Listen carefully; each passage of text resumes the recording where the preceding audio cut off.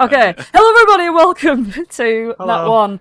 Hey guys. We're playing Well Beyond the Witchlight. It's Monday. Jeez Louise. I don't know what's going on with my little stream recently, but whatever. We're starting. Okay. Last we left off, these guys, this party of absolute idiots. No, I'm just kidding. Whoa, that's so mean. Went to the mill in the mists.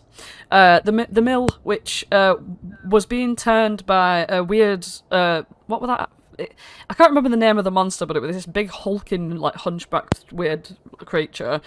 Boydie. It's called Lady. Oh, sorry, Lady. Lady, because she had a mirror, a magical mirror, in this tower, which when you look in it, it shows you how you see yourself, or how you wish you were.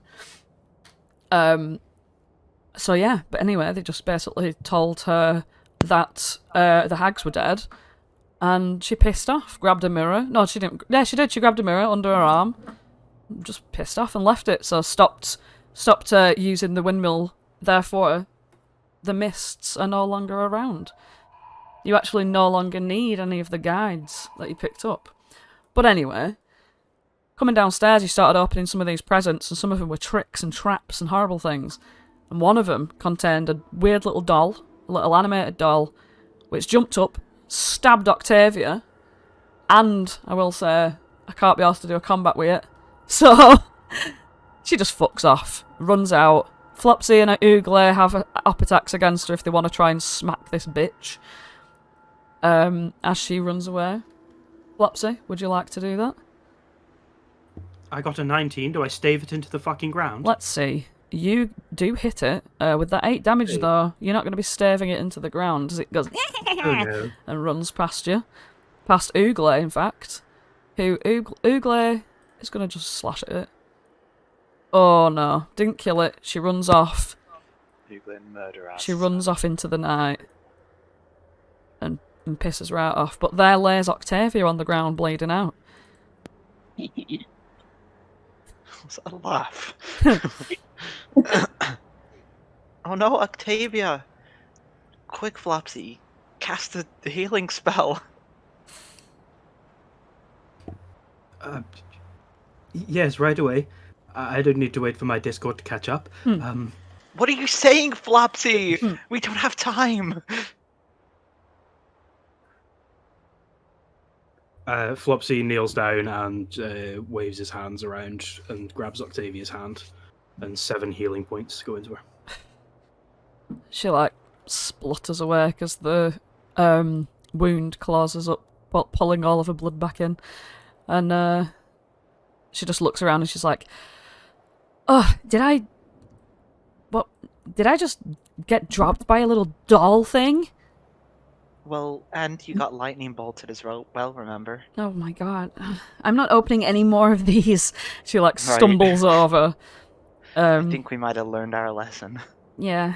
There can't be anything that good in here that's worth... sorry about that. She looks at Flopsy as if to be like, "You wasted your shit on me." Well, we could maybe rest up and make sure that you're okay before carrying on if you want. I did only use a small bit of healing on you. No need to feel bad. Clapperclaw's like, "Yeah, we can have a sleepover in this tower," and Octavia's like, "Yeah, but what if there's a ticking time bomb in here?" And he don't give a shit. He's just like, "Sleepover." Well, why would there be? I don't know. She just looks at them all really annoyed, at all the presents. I mean, there was a ticking stabby doll in here. Yeah, you never know what's going to jump out of there. And she, kicks one a little bit, and it, makes, a weird rumbling noise. And she gets scared of it. Mr. Light, peeps in, and is like, "Are you done in there, or what?"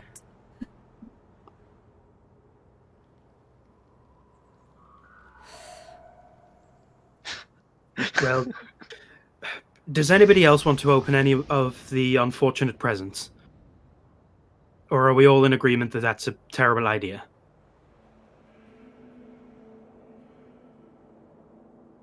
I think that's a bad idea.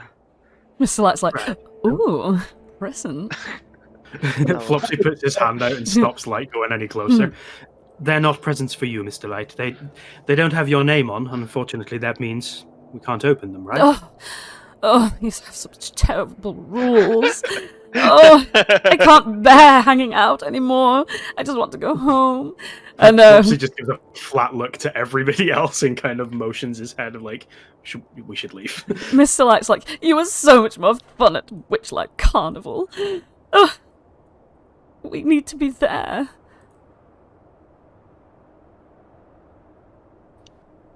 Mr. Witch is just like, well, once we find a portal, then we'll be fine. Don't worry about it. Just keep on trucking. And Mr. Light's just like exasperated, whinging, throwing his hands about. Scopolar's like, so are we having a sleepover then? And Mr. Light's like, ah! Slamming his fists against the walls. Oh goodness. Oh brother.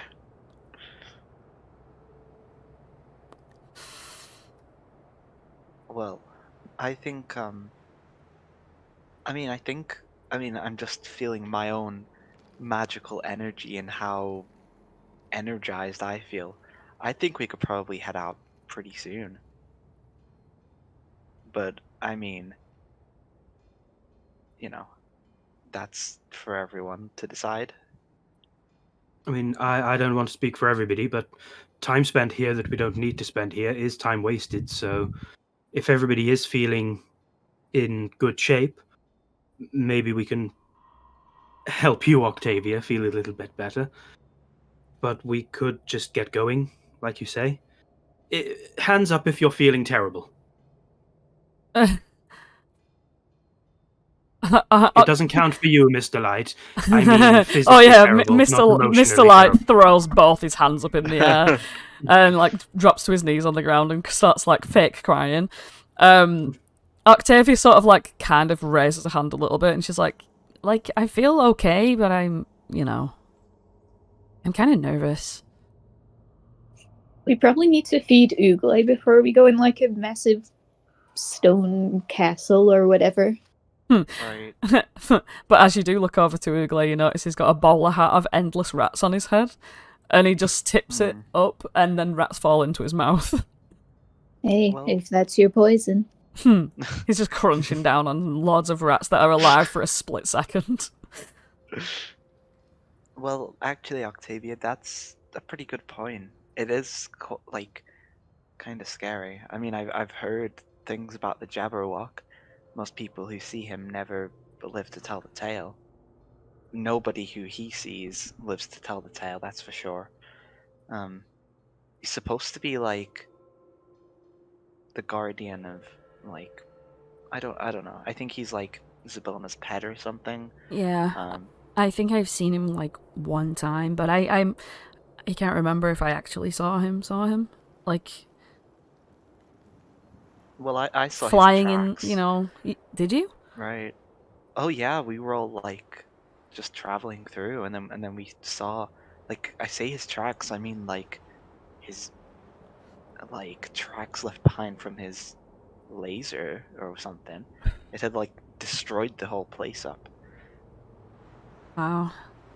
She looks fucking terrified. So it makes sense to be scared, and no one's strange for. Hell, I even feel scared. But I think, well, I know that one thing that he can do is he goes blah blah blah blah blah, or something to that effect. I guess we'll hear what it is, but it's meant to make you go crazy. But I can make it quiet, so that we don't go crazy. Well, it's probably best that I just sort of keep out of the way and try and shoot it. But if I don't, I just hope we don't see it at all. We're gonna try and fight it. Wait, Archie. If we can't listen to it, don't you have the glasses or something that means that you can't hear anything. Oh, criminy! I didn't even think about that. That's... I mean, if we all... This might sound like a dangerous mission for one person, and it would happen to be you. If we all stayed back so we couldn't hear anything, and you walked in unable to hear anything, you could maybe even stealth your way around and we wouldn't have to fight it. If it's truly as terrifying as you're making it sound. Oh, I think fighting it goodness. head on might be a bit, dangerous. Well, good gravy. Well, I suppose that's fair. I mean, I could try and find, like, a good point, but I think if we were going to sneak past it, we'd all have to sneak past it, right? Well, unless you want me to go save Zabelna by myself. Well, you could maybe sneak round and find a weak point or an I don't entry want to you the to go castle into that a we could room with exploit. the Jabberwock on your own. Are you insane? Oh, are we talking about a room? I thought the Jabberwock would protect the palace by flying outside of it. Like, the Jabberwock, like... Have you heard... Do you even... Oh, you're not... You are from here! Did you never read about the Jabberwock? Oh, wait. I think he forgot most of what he ever Hey. knew. I don't remember anything about the Jabberwock apart from seeing it once. I think we all saw it once, Oh, didn't we? No, he has, like... He probably has his own, like, bedroom with, like, cushions and Right. gold and stuff. I don't know. Like, she's, like... Like, He's, like, her pet. yeah, Shiny that's what I've stuff? heard too. Huh? He has shiny stuff? Probably. Oh What- no. Oh no. Yeah, like, I guess if she's, like, one of the most powerful archfays in the world, or in the multiverse, she's gonna, like, look after her pets, right? I Right, bet that's she... what I've heard. I've heard that he only ever leaves to go hunting. That's what Will says. Yeah. Well, if he's hunting, then she's not feeding him well. Well, she is frozen in time. Well, yeah, but, you know, and looking after him well if he's frozen in time. That's a bit negligible. Well, that's fair, I suppose. Oh, Fucking Holland.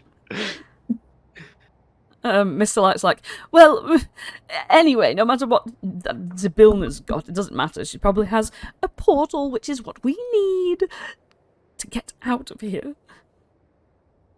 Are you gonna help us fight the Jabberwock? Mr. Light just starts, like, fat crying again. Mr. Witch is just like, if it's all right with you, I do believe it would probably be a much better idea to, well, just wait at the door, I guess, because he looks at Mr. Light and he's like, you can't be having him running around in a castle in this state. He's Right. a prime target. He points at him. Right, and with that noise he's making, he'd give the Jabberwock a run for his money. Exactly. So if it's all right with you, I'm gonna look after him. Very far away. Righto. Archie looks incredibly relieved to know that Mr. Light will not be joining us. Popcorn just jumps upon all the presents and is like, yeah, I'm gonna kill the Jabberwock. I'm gonna kill him with my claws. And he just, like, punches around with his claws. Hey, Clapperclaw, Yeah. how do you hear things? Well, through my little skull holes. Right. Well, you need to be careful that you aren't hearing him. Otherwise, like, you know, he might get you. Oh shit, what about, I was just thinking about, Glister for a second. 'Cause We Gleam's left her like, behind a long time ago. yeah. Because Gleam's like, well, if we find a portal to the Witchlight Carnival, then I'm definitely going to want Glister to be there. I can't leave without her. We should definitely bring her with us. We're going to want Hurley to come with us as well, aren't we? Oh, yes, of course. And Al? Who's Right. Al again? Al, he's a famed dragon hunter, don't you know? Oh, from Sod Marsh. He's not from the Mhm. carnival, though. No, but I mean, have you not heard the legend of Al? He told me it while Holland and Felix were away. It only took him like a minute. Hmm. But it was a pretty good fight. This is like his destiny, you know. He's supposed to fight dragons. I say we take him with us. I mean, if he's experienced, it couldn't hurt. Are we all sure that we're going to be fighting this dragon, though? I know we've managed to pull a lot of silly things off over the last few days, or few weeks, month, how long? I don't know how long it's been, but fighting a dragon, everyone. Are we happy with thinking that that's the plan? Well, Flopsy it's looks a not bit like scared. I don't think it's our first port of call. Aren't we going in there to, thaw out this lady? Right. But I'm only talking about it if it's like a thing we can't avoid. If we need to fight a dragon. Well, think of it this way: if this is supposed to be her pet, and we fight it in order to get to her, isn't that going to put us at a bit of a disadvantage when we try and talk to her? To be fair, you have a point. Imagine we get through all that, we actually do manage to kill the dragon, and then we get slaughtered anyway because we've just killed a busy mate. Well, no, I've Well, we heard also Storm is killed her good. sister, Yeah, Right. but they were bitches. I think this Jabberwock's a bit of a bitch anyway. Yeah. But I've heard that she's good. I think she'd understand, right? Like, she's everybody's fairy godmother. Yeah, but I don't know. Imagine, so Archie, you're frozen in time or something, and what's that horse called? Glitterhoof? Glitterhoof is protecting you or something, and you wake up, you've finally been unfrozen from time or whatever the hell it is, and Glitterhoof has been brutally slaughtered. You'd be pretty mad. Well, that's not a very kind comparison, honestly. Glitterhoof's already dead. Okay. Yeah, well, but it's, you don't currently have a pet. Sorry, I couldn't think of a, comparison, but if that was the situation, you'd be mad, would you not? Yeah. So I don't think it's wise that we go in all guns a-blazing, planning to kill a dragon that belongs to somebody. But I think the difference between... Well, if I was mad at someone, if they were freeing me, if they had good intentions, if it was something completely unavoidable, then, like, I would understand. I'd be very mad. I'd be very unhappy, but good people don't, like, punish people who are just trying to help.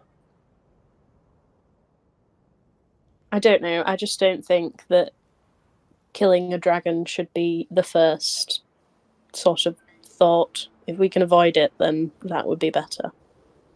I mean, it kind of doesn't matter if she likes us or not. Like, I know she's, like, big and fancy and everything, but all we have to do is free her. And then she can go back to doing her thing. I suppose the thing that I would be scared of is that we free her and then she does something to us for what we've done. But I don't really understand the way that this works. If someone does you a favor in this place, aren't you owed one back? Surely if we need to kill her pet and then we save her, she would owe us our freedom.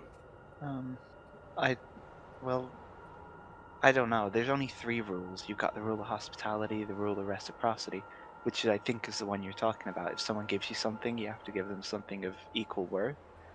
But I mean, she might just deem it that, like, we gave her someone close to her dying, so that might be what she gives back. We aren't really, like, we'll have the rule of hospitality. She'll have to look after us while we're in her house, but if we do something that disqualifies us from that, like, there's no real way to look at this apart from the fact that she made those rules. She cares for logic and order in some way. Say you're But having I- this conversation on the way, so I Yeah. can move you along. But I think we won't really know unless we get there. And I think everyone's right, and I think we should try to avoid a dragon. Certainly fighting with a dragon. And if we can help it, avoid killing said dragon if we do have to fight it. So I guess that's just what I think. But yeah, just be on your guard. I'm sure he's hard to miss. I'm sure he will be missed. So, We like. oh, sorry. Oh, Holland's just gonna pick up some fucking grass or whatever as they're walking and be like, should we like put this in our ears? What, to drown out the sound? Yeah. That might be a good idea. Okay. So you stuff your ears with grass as you're walking along. I don't Led. suppose anybody still has any more of that telepathic mushroom thing that we had Oh no, those back when clovers we are first gone. met Agden. Those clovers are gone. You had them at Motherhorn, I think. Mm. Well, unless Agden gave us some more before we left. Wink. Go on then. Holland can search his pockets and find them. Aha! I have some. Now we don't have to put grass in our ears. No, we do still have to put grass in.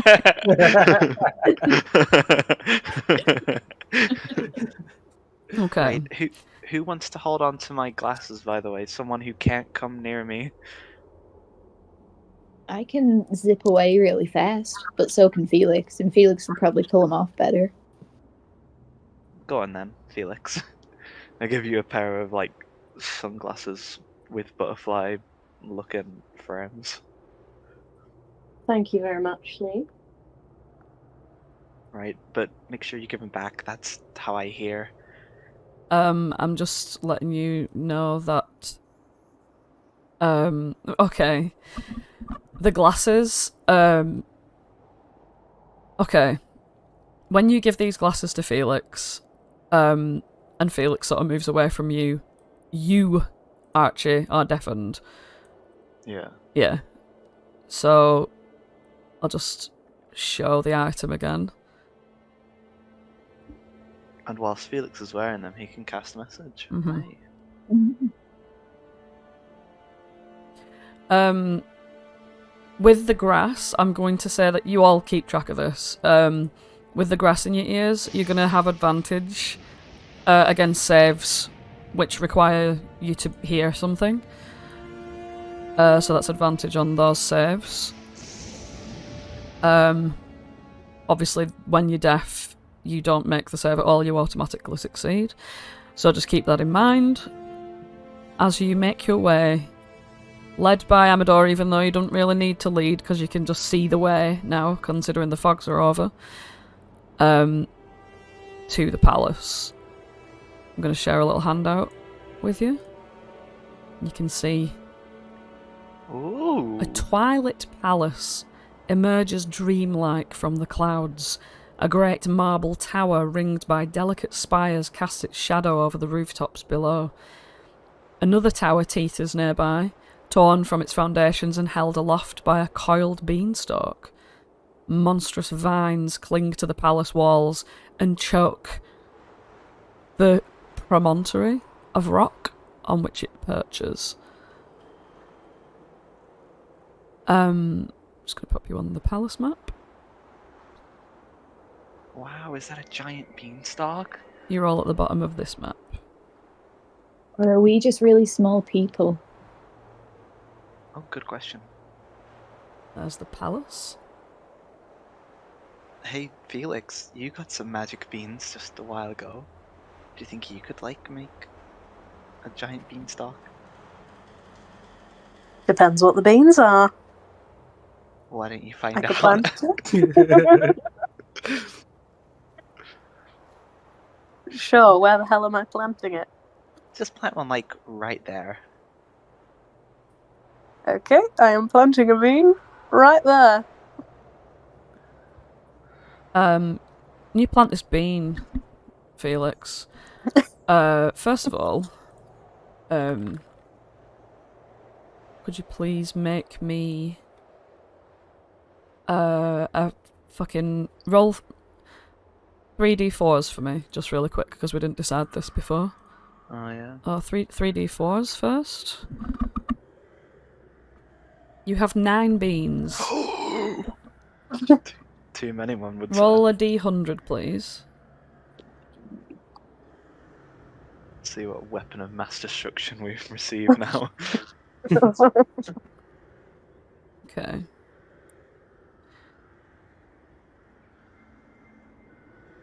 Hundreds of birds burst from a canopy of this ancient forest below, as you're looking down onto this, like, massive garden. All these birds scatter in all directions, and moments later, a much more fearsome creature erupts from the woods. A sinewy, pale green dragon that takes to the sky and flies towards the palace. Its mighty wings carry it to great heights. And once above the palace, it drops like a stone, wings folded in, and vanishes from sight behind the high walls of the palace. And, on the ground in front of you, begins to shake. Ooh, where you planted that bean. It's wobbling, all the grass is moving, and from it erupts an inanimate stone statue that looks exactly like you. It's like pushes up out of the ground with a flourish, with a cheeky little smile, looks directly at you, Felix, and it goes, "Oh, look at this ugly little thing." And he, like, looks you up and down. "Oh, what are you wearing, darling?" Whoa, whoa, you're an ugly little thing. Where's all the colour? You're all stony and less blue. I am an ugly little thing. I look just like you. Oh, Oh, he got you there. well, that hurt a little bit. That's because you, What is happening? my friend, are the most heinous villain in the multiverse, and I should know. He cockily crosses his arms, does the statue. That's a bold accusation. What is happening? Gleam Beans grow people. Gleam looks at you and she's like, is this supposed to happen? What's that? She looks at your bag of beans. It was a bag of beans. I planted a bean.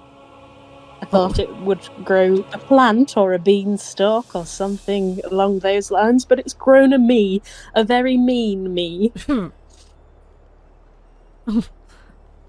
Alright. She just looks at it like, what the fuck? Maybe it's just jealous because it doesn't have, like, a dodgy mo. That must be it.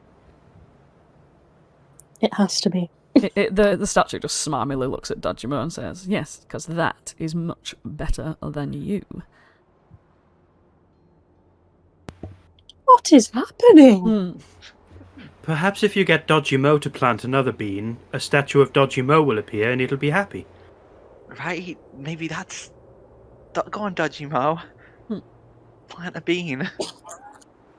It's happening. Roll a d100. Making dodgy well plant.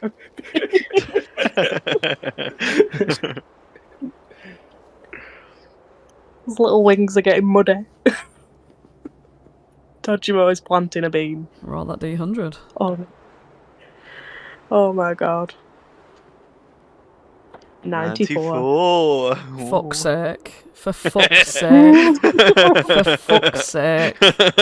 Oh, God. Oh, for fuck's sake. Why? Destiny. Why? Why? Why? We knew it would happen. We know. It had to happen. Talk amongst yourselves for a minute. Wow, guys, what's going on over with that one, Dodgimo? Fuck's sake. What's Dodgimo done? Fuck's sake. Dodgy istmo. Fuck's sake. Something dodgy, I imagine. Right. Fuck's sake. Something more dodgy than you can imagine. For fuck's sake. Oh god, how big is this? Oh, fuck's sake. Alright. Oh god, that's gonna have to go to... You're welcome. Yeah. Yeah. From a point in the ground emerges a little sandy-coloured pyramid peak. Pokes up out the ground, and as it emerges, this ginormous fucking pyramid, right? You all get sort of like pushed out the way and la-di-da-di-da. I'm just gonna move all these bastards. Oh no, I can't. Oh god.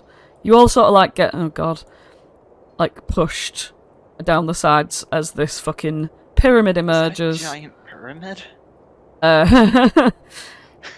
The pyramid emerges. Dodgimo just... These fucking shadows all manned out the way for the pyramid. As does Is this Ooglay get Dodgimo's pushed true aside. form? Everyone gets pushed aside. Dodgimo gets pushed aside. And fucking Witch and Light don't even know what's going on. They're like, what the fuck?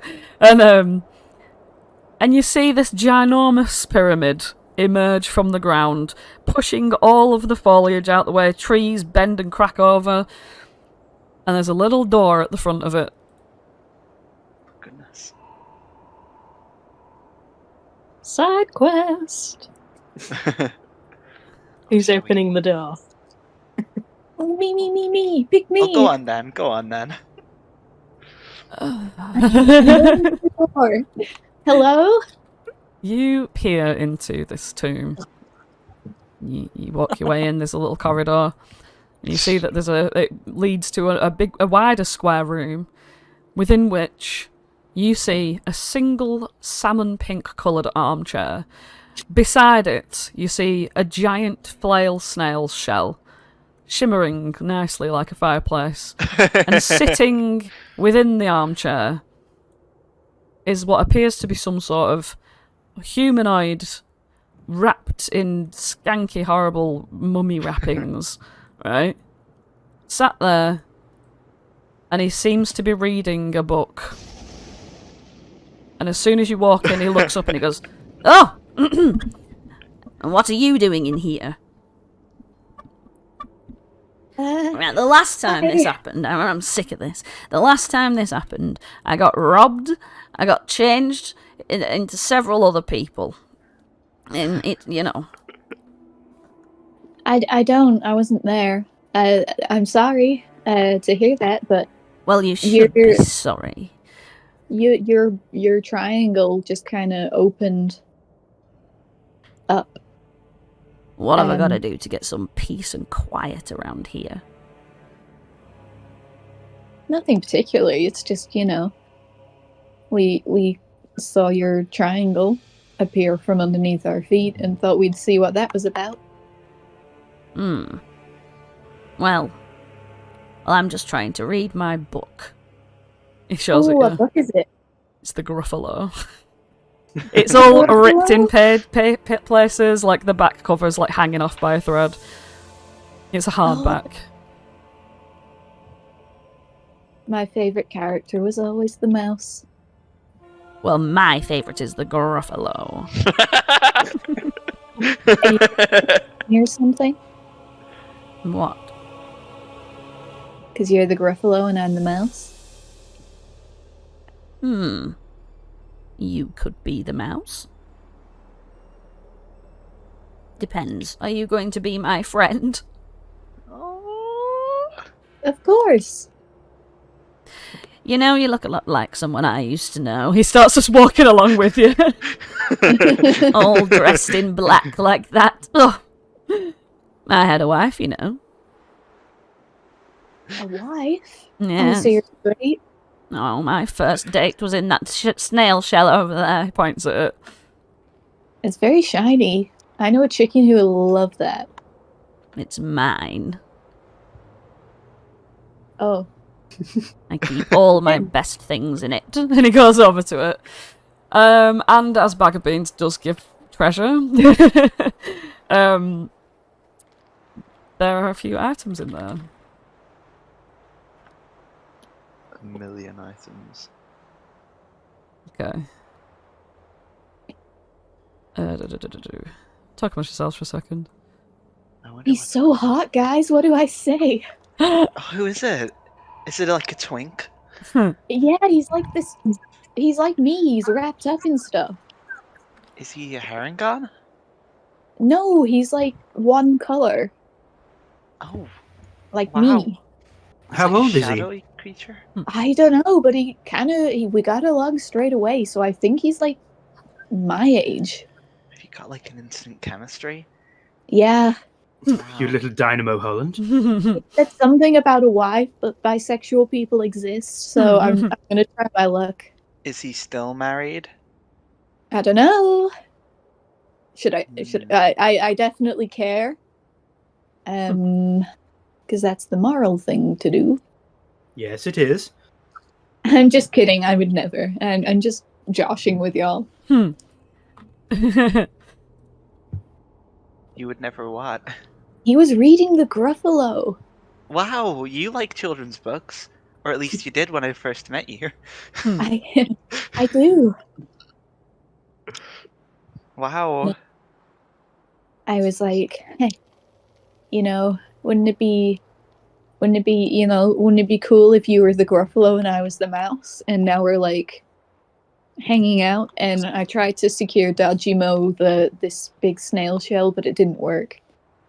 No. I think it would make Sorry him to hear. home. Dachimo would like a big snail shell. We know him so well. I can imagine. He I'm just, like, I'm slid apprenticing under Dajimo. I'm trying to become Daji Holland. along. I knew it. Oh, didn't mean to do that. Okay. I knew it.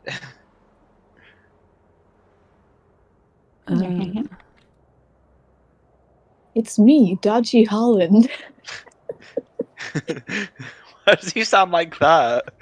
I'm like normal Holland. So but you see, in his Yeah. shell, we have a broom of flying, a cloak of protection, a belt of hill giant strength, and 20 fire arrows. And he goes, "Don't look at that. That's my stuff." You wear a belt and some arrows? No, you see, the thing is these are just things I've collected that remind me of my long-lost lovers. Oh. Care to tell me about them? Well, there's a cloak of protection because my ex-wife used to protect me. Oh. There's a broom of flying because my ex-wife used to fly on the back of a griffin sometimes. There's a belt of hill giant strength because she were a Goliath, but she weren't a giant. But it just reminds me of her. And the fire arrow as well. Oh. She was a fire wizard. Oh. I'm noticing. So have you only been married the once? Well, I did have a brief fling with a knight once. With a knight? Oh, he was beautiful. Well, But now I'm just arrow ace. now you're just arrow ace? Oh no. And there I was, hoping you'd be available. What a fool I am. Well, I mean, we could always figure something out. But anyway, it's me, Sana. That's my name. That's how I introduce myself. It's me, Sana. Nice to meet you, Senna. Sorry about your ex-wife. It sounds like she died. Oh no, she just went off with a ghost. That is how some people describe dying. What's the between? Oh, I've been looking for a new group. He comes and hugs you. Oh, Oh, charmed. introduce me to your friends, hopefully. Oh, well, Okay, they'll like me too. guys, everyone gather round. This is the new love of my life, Senna. It's me, Sana. And Senna. This is Felix. Hello, Felix. It's me, Sana. This is Archie. Hello, it's me, Felix. Hello, Archie. It's me, Sana. Hi. And this is my peepaw. His name is Flopsy, and he's quite sickly, but he'll be okay. Hello, He really is coming Peepaw. along, isn't he? Hello, it's a pleasure to meet you. It's me, Sana. Yes, it's you, Sana. Did you two know each other? Like when No, you're- I'm. Did you two, like, go to school together? Flopsy's just looking between Holland and Sana, just being like, "Yes, it's a pleasure to meet you. I feel like I'm we have glad some Holland sort of. has made a new friend. I feel like we have a connection. You and I. Oh, maybe you could be my peepaw. Also, I don't mean to upset you, Archie, but we found a new arrow ace, so your skills might not be much use. Oh, no, it's fine. I've got my love back. I'm no longer Arrow Ace. Wait, have you lost your skills? I'll tell you who was never arrow ace, fucking Octavia. Hey, wait, what? Right, just Octavia's kidding. always been full of love. She's the most loving person I know. Well, I actually was Arrow Ace for a bit. Right, you lost your heart. Yeah. Then you unbecame arrow ace? I guess we were cured. Yeah. That is how they phrase it. We could cure you, Senna. Oh my god, this has to be like the worst LGBT D&D like Twitch going. 2 sessions in a row, we've just been profusely homophobic. Right. Right. You see suddenly, actually, flounce into view. What's that prancing over there? Not that, this. Looks like it's flouncing. This prancing thing comes flouncing over, and it's this stone lion, and it just looks through the gates, and stares at y'all for a bit, takes you in, and then just like slinks off. Criminy. Was that a lion? It was like a stone lion, Oh, a stone lion. right? As you are Probably at the great. gates of this fucking garden, and so there's a set of silvery gates in front of you with ivy all around it, and a luxuriant garden can be seen beyond the bars of the gates. Oh, Well, That's a beautiful garden. I'm gonna go look at the flowers. right, but how do we open this gate? Do we just like say, open sesame or something? You not just walk through it? I don't know. I mean, the bars are here, so it must be closed, right? Well, every gate has bars. That's what makes it a gate. But some of them just swing open. Hmm. Well, after you, Flopsy, you are the one who's closest to the gate. Or maybe I should invite our new friend and perhaps even member of the family. Well, I am Flopsy. right next to the gate. Right. But I don't want to. I'll do it. I'm gonna I'll- rat on this gate. Oh yeah, show off in front of your new boyfriend. As you get to the gate, Holland, you see a plaque with an inscription in Elvish written on it.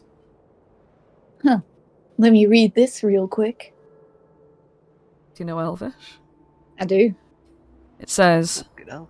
the lion or the hart spelled Hart, the lion or the hart must wear the crown, but which one should it weigh down? The lion or the heart must wear the crown, but which one will it weigh down? Is that like a metaphor? I think it might be a riddle. Well, we've seen a lion, but has anyone seen an Hart? Well, that's A a horse. word that means deer. Like how Octavia is your deer?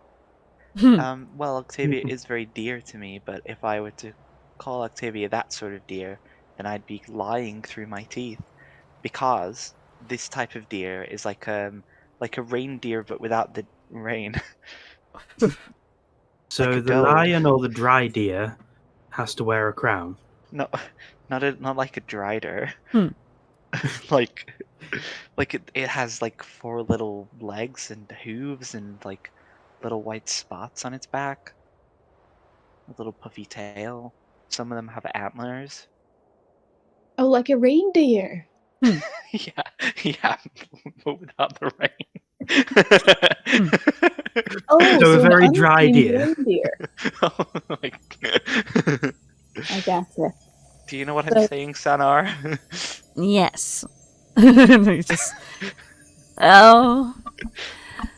My ex-wife And I- killed a moose one time. Right, like a moose. And that was but- like a deer, but it was a moose. I've killed a number of things. Yeah, true. Just putting that statement out there.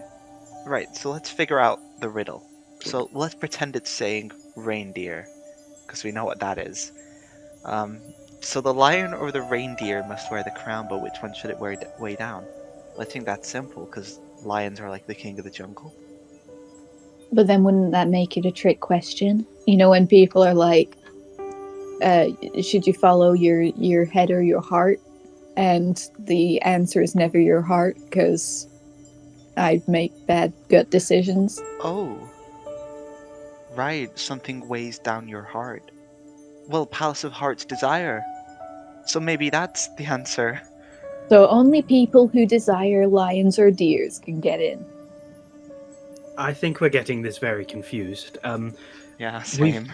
We've seen a physical lion in front of us, so surely, if the opposite of that is a reindeer, we'd be able to see the deer in front of us. Flopsy's going to look across the garden through the gate to see if a deer presents itself in his vision. okay. You look out through the little bars. And apart from this beautiful garden, and right here you see a group of people seemingly having a tea party. Well, seemingly they are having a tea party. You see many, many things in this luscious garden, but not a deer.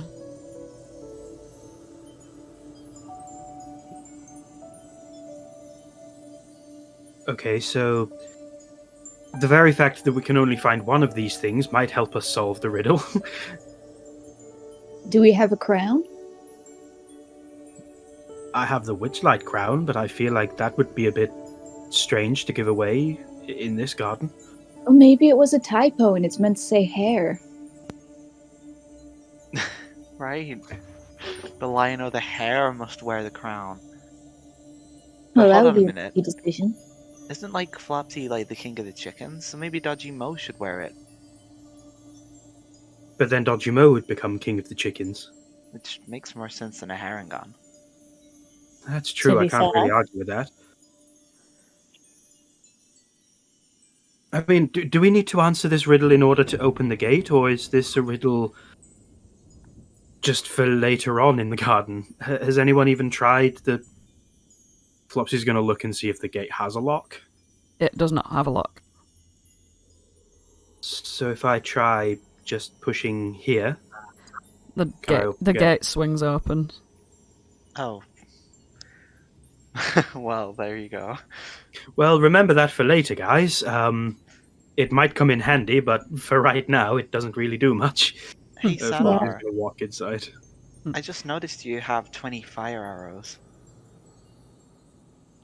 Yes, Yeah, they're mine. Well, can I have them? I'll trade you something for it. No, Well, why not?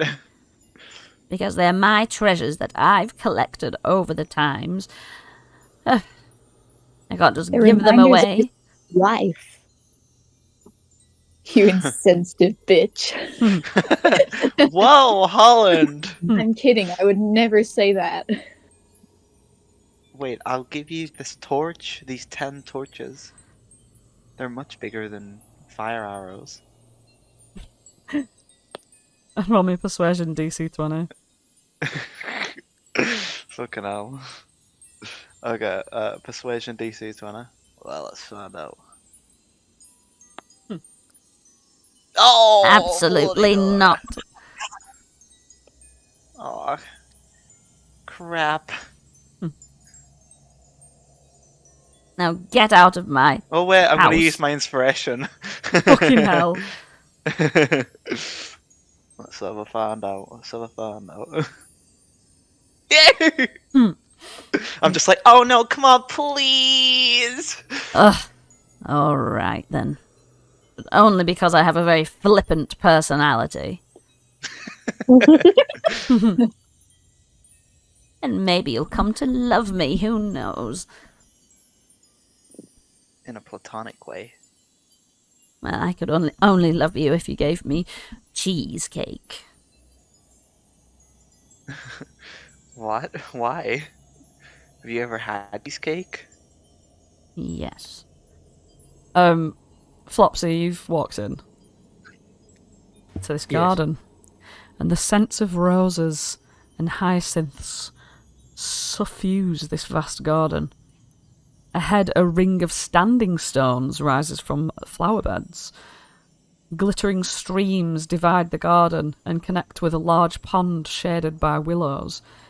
The garden is silent, except for the sounds of music and voices coming from a colourful pavilion by the front gate. Over here.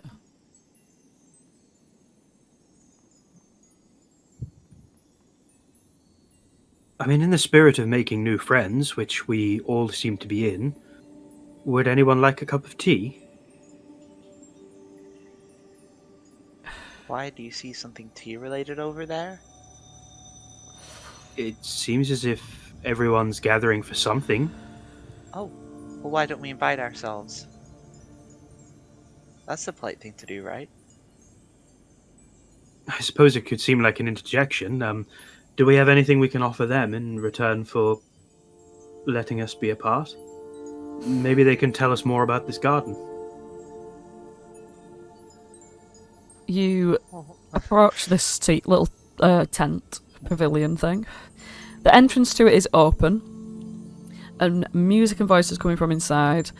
You see, when you look in, 7 guests, one of them a talking bear, lounge around a picnic table covered with an emerald green cloth and laden with cakes, teapots, teacups, and cutlery.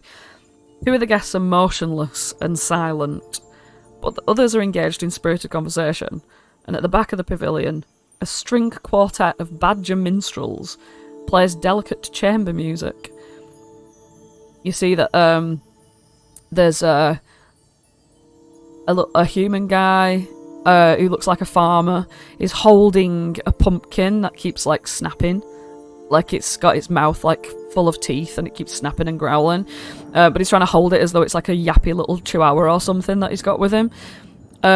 you can see that he's talking to this very high elf, like polite looking fucking noble high elf guy. They're both like involved in a conversation that's like, oh no. You put the jam underneath the cream. It's so much better. I can't believe you put the cream on first. You're gonna wipe the jam onto the cream?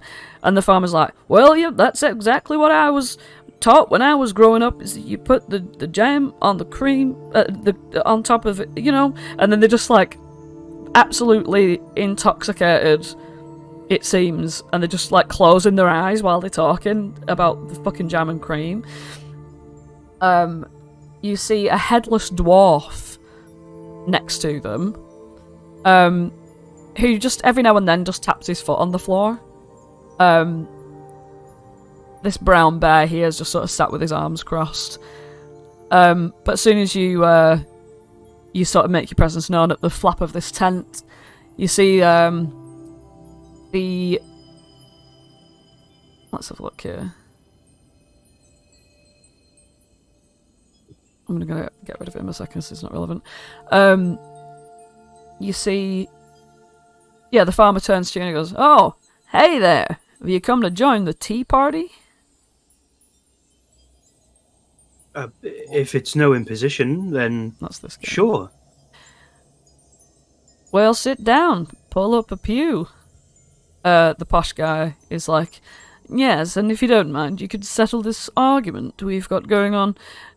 When you have a scone, what do you put on it first? The Do you mean cream scone? or the jam? The other guy's like, yeah, I call it a scone too. Right, I don't think this guy knows what he's talking about. I Look think at the I know nose. very I think well what I'm he's- talking about, in fact. You put the jam on first, then the cream on top. He does sound very knowledgeable. It is what you do with a scone. Precisely. Where I'm from, we actually call scones something completely different. I think we call them biscuits. Or something. I don't know. Are you sure that's not an entirely different thing? That's like deep south. The farmer says, yeah, where I'm from, we call them scones or biscuits, but biscuits are more savoury and... Well, anyway, sorry, what was the question? Jam first or cream first? Yeah, I'd definitely put the cream on first and then the jam on top, like a little blob. Oh. Oh, well, I think... Ah, well, aren't we lucky that we have a food expert right here?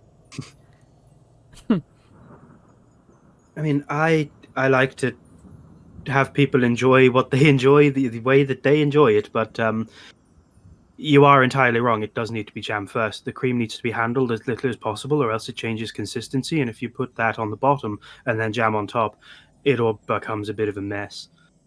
That's my opinion on this, anyway. He is an expert. They both look at you and stare at you, and then they just shrug, pick up a scone, hand it to you. I feel like I've been initiated. Flopsy makes a scone, jam first, cream on top. And the noble's like, see, that's perfect. And the farmer just shrugs like, well, whatever. I'm gonna enjoy my scones the way I like them. You see that he's trying to eat scones and like put the fucking jam and cream on with just one hand, like he's holding his little butter knife with one hand because his other arm is just grabbing onto his alive pumpkin that's trying to bite everything around it. Goodness. So, what's the story of you lot? Do you live in this garden? No, says the farmer. He like licks his fingers, like, and he looks at you and he goes, "Wow, why are you? Well, we could ask the same thing of you, but I'm guessing you're here to see Zabilna." I suppose you could say that, yes. Are you here to see Zybilna too? Yep. He like pats the pumpkin on the head, and the pumpkin's like. You know she's frozen in time, don't you? The noble elf's just like, well, we figured there was something wrong, but we decided that we would just wait for her and see, you know, let her take her time. It's very rude to just wander into someone's castle, you know. How very noble of you. Yes, I do like to think it's better to be polite, and we haven't been invited in. So while we wait, we might as well just eat some scones. If you don't mind me asking, how long have you been waiting? He like wistfully looks off. Rather a while.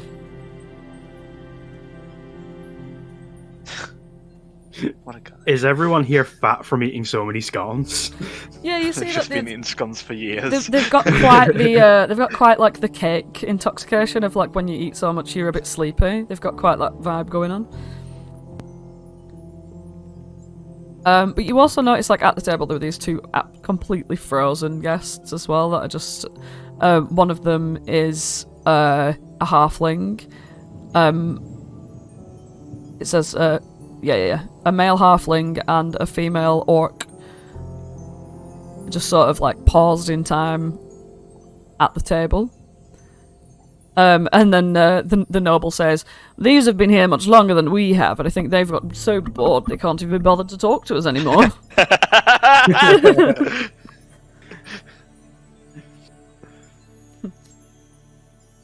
The bear just sort of grumbles a bit. And he says, We're all here because we're waiting to see Zybilna so she can help us out. I'm not very good at waiting. I think I'm gonna try knocking on the door or something. Why do you expect Zybilna to help you? the farmer's like, "Well, that's what she does. She does like things for people and helps them and stuff. If you got like something you need, she'll help you out. Like we've traveled a long way to be here. I'm not leaving anytime soon." That's all well and good, but who helps Zybilna when she needs help? Well, I don't know. She's the Archfey. Surely you could maybe see where I'm going with this. You're going to be waiting here a long, long time, and I think you're going to run out of scones before Zybilna comes to help you. the noble goes, "Oh, we're never going to run out of scones. Take a look." You look back at the table. The scones that have been taken out the centre of the pile of cakes haven't been going down. It's the best she can do for her guests. What do you need help with? Oh, me personally? Yeah. Oh. Well, you see, the thing is, I've accidentally locked myself out of the family crypt, where lots of the wealth is kept, and you see, it's sort of like a bank. Forgot the password. So just like keep guessing. It's probably easier to wait. Yeah, but in all this time you've been waiting, you could have been saying words. That is true. I did spend a good 100 years trying, but You never know when you're one day away. well, I'd be careful if you're going to go knock on that door anyway, young lad. If you're not aware, there's a ginormous dragon that lives in that castle. He's very protective. Hmm. Well, don't worry, he's got his boyfriend to protect him. The dragon does? No, you do. 2 dragons? No. You've got your new boyfriend back from war? Archie says, sort of looking at his bandages. Oh yes, me. Sana. But I'm Arrow Ace, and I would never go out with you. Just because you're wearing all black like my ex. Oh dear, I thought you were already... Sorry, Holland. That's okay. I'm used to that level of tact from you, Archie. Archie hangs her head in shame. He was saying it joking, like teasing. You know, like, absolutely fuming. He's not getting Sana. Archie doesn't know. Well, if knocking's gonna bring the dragon, then I guess I'll just open the door and peek inside. The noble's just like, well, on your own head be it. But Flopsy, just before you leave this little tent, you do see on the table, if you've been looking at the cupcakes, I suppose, you see a tiny little parcel in like pale pink with a blue ribbon on it.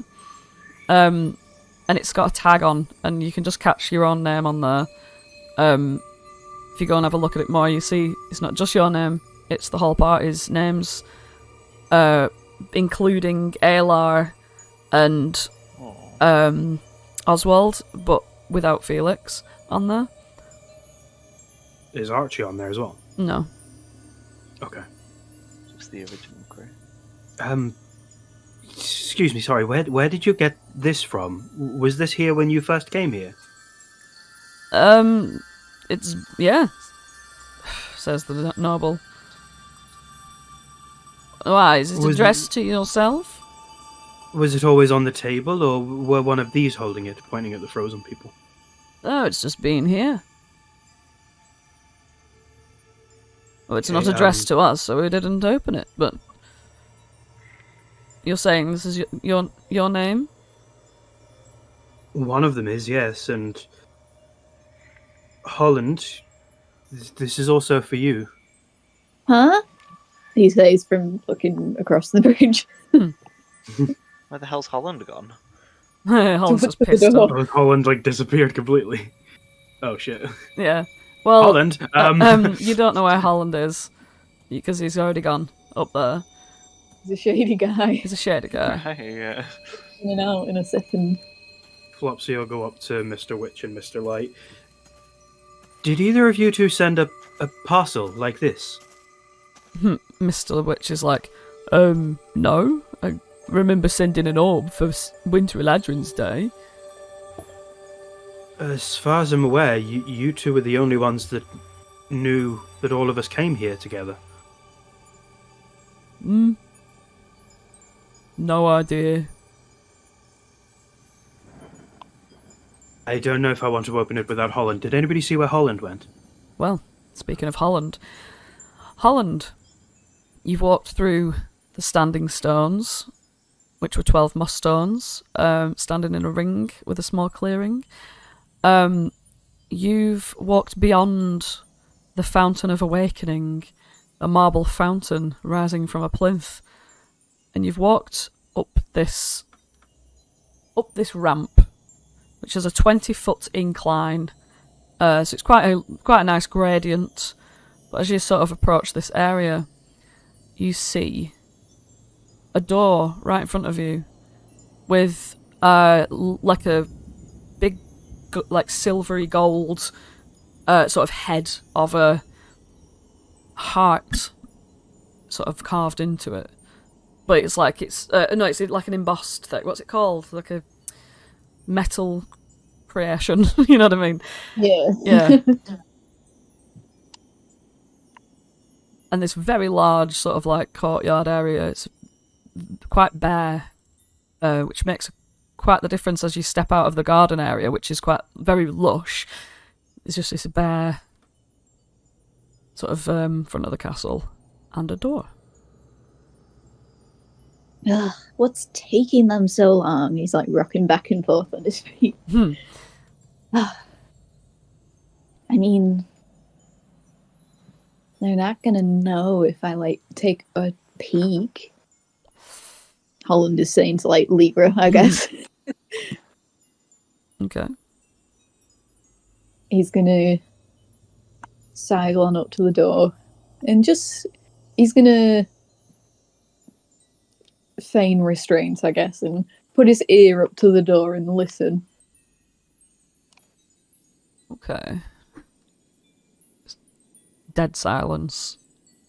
It's like this brass thing of... Well, it's like a gold silver thing, but it's very thick and like it's a lot of metal.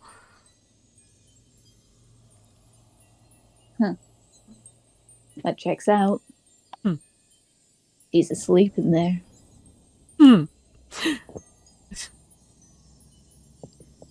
Look around. Are the others approaching?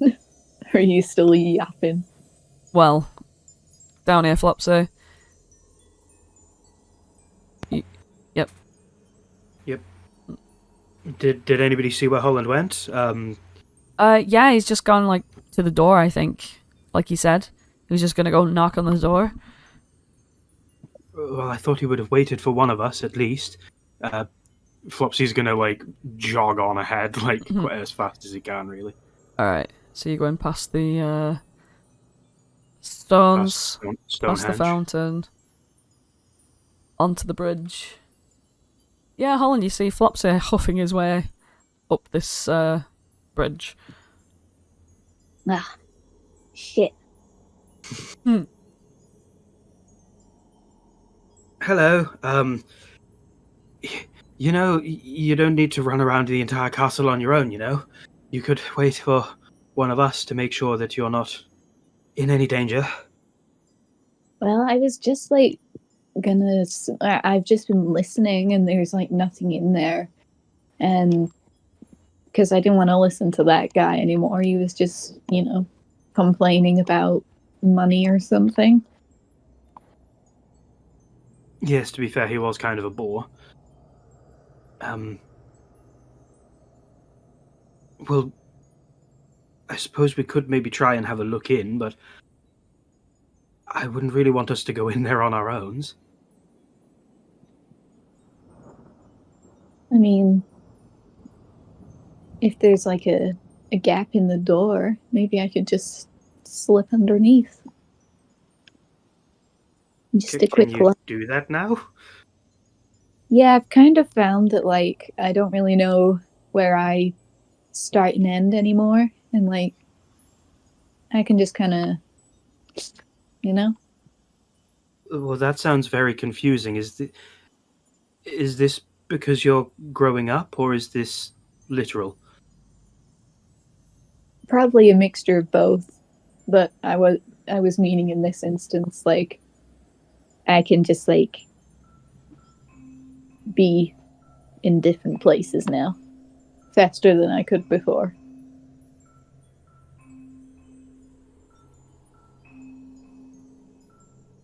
Like I this. suppose. I'm gonna try and slip under the door, I guess. When you slip under the door, you drop into like a shadow on the ground, like literally like melt down like water, and you push up against like where the under the door would be, and you feel that there's something like when magnets resist each other, just pushing you away. Huh. It seems that the Arch 5 Prismia perhaps maybe has better defences.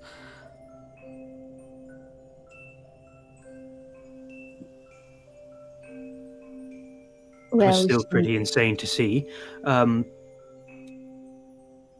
I don't really understand what I've got here, but I think somebody expected us to come to this garden because this is addressed to us. I found it over by the talkative gentleman at the table. oh, that's fun. What's in it? I haven't opened it yet, but maybe if somebody expected us here, it could help us get in. If you want to take that corner, Flopsy starts ripping the corner that he's holding. It is addressed to both of us, so I'd feel bad opening it myself. Okay, hope it's not another riddle. Are you guys coming up? Felix and Archie? Yeah. Felix didn't even need to walk.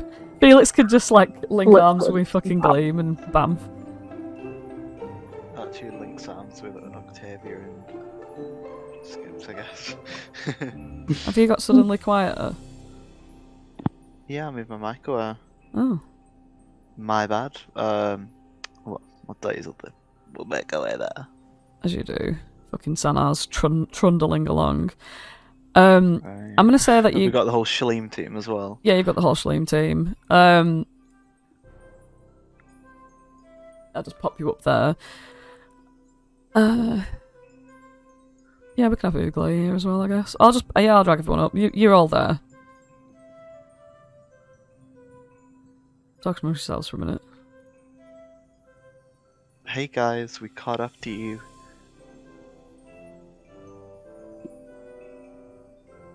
Hey.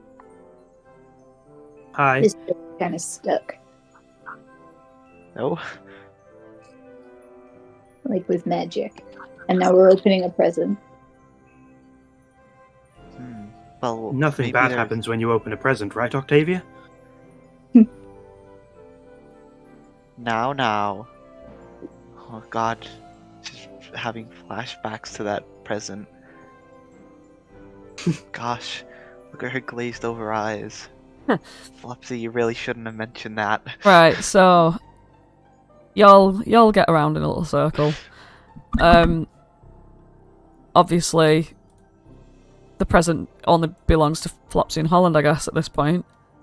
You open it up, and inside you find a little chime. I'm just going to show you this. It's a wondrous item. It's a rare item.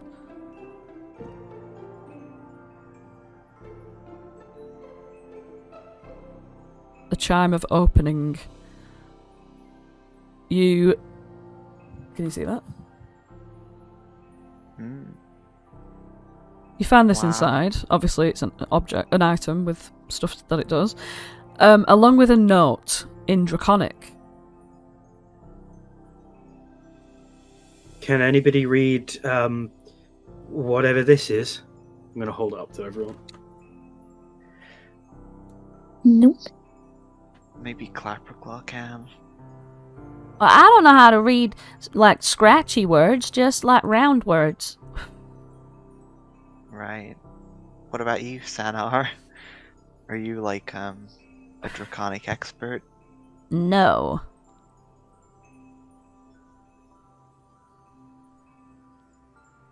Don't suppose anyone knows how to Felix- read draconic. Felix, are you able to read it at all? I can't read. Oh yes, you could understand spoken languages. Octavia, do you know how to speak to dragons? No. No, I don't either. Unless I do. I don't think I do. I don't. never learned stuff like that. Right. I'm not I really- can only speak to... Hmm. Well, I No, guess we're not going to learn goblins. who this came from then, or whether it does anything good or bad. So, Wait. Maybe Al can speak dragon. Is Al here? Flopsy's you holding it forgot up, to- ready to ring the thing. Wait, Felix, quick! You need to go back and get Al. Ugh. Fine. I guess. He's literally a dragon expert. That doesn't necessarily mean he's I'm- going to be able to read dragonish. I'm placing bets that he's gonna be fucking useless, but okay, I'll go and get him. Felix bumps off to get Al. Doesn't even tell Al where he's going, just grabs grabs him and brings him back. That's what's going on. Mhm. Al, you're here. Al's not here. I'm reading something. This is so ridiculous. Huh. Oof, they're taking their time. What's taking Well- it so long? Maybe they're gonna come back in like 20 years or something. I thought Felix could bamf by choice now. Is he just going to give up on on this? He's going to run off with Al. Right, he just spends 20 years in another land. Just kidding, Gleam. I'm not. Archie. Whoa! Holland! Okay. Okay. Yeah, I was just reading something that could be an issue, but it's okay. Okay, right, what are you doing?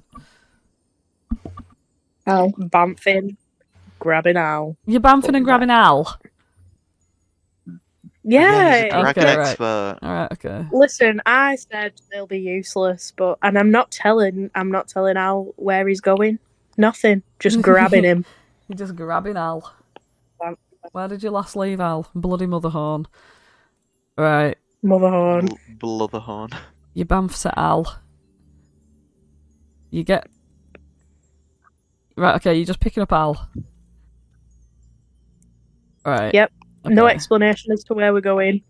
Bamf in, grab Al, bamf back. Just kidnapping Al. Okay. Yeah, literally. Felix bamfs into existence again with Al next to him. And he goes, "Oh, blimey, what's going on? Oh, The man palace. of the hour. Why am I here? I don't suppose you could read this for us, Al? Oh, We needed a dragon expert. I see. You've got a note there written in Draconic. Well, Yeah. Yes. So what's it say? I'll tell you. It says, "Many thanks. May fortune smile on you. Yours, Sir Talavar." See, I told you. Aw. I told you could speak dragon. Who's Sir Talavar? Sir Talivar, it was our friend from before. It seems you've made a good ally. Yeah, we got him out of the hot air balloon. Wow. Sure hope there's not like an evil version of him just like lurking about. Why would there be?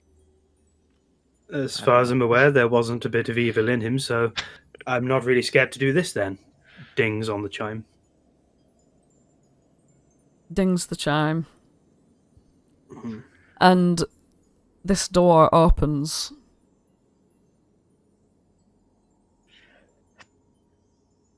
Revealing a corridor that goes left and right. 10 foot wide. Let me just find something here. And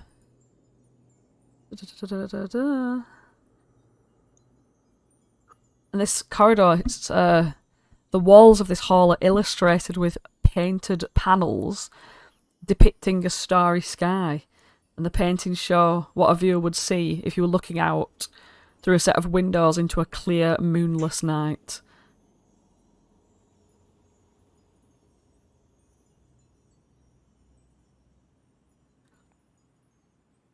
Wow.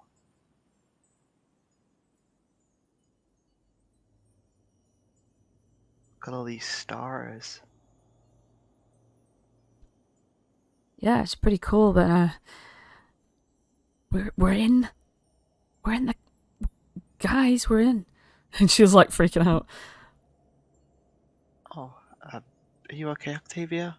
Yeah, we're just in Zabilna's like palace right now. Bit weird. Right, isn't it exciting? She's just like looking really awkward. So I like, kind of can't believe it was this easy to get in.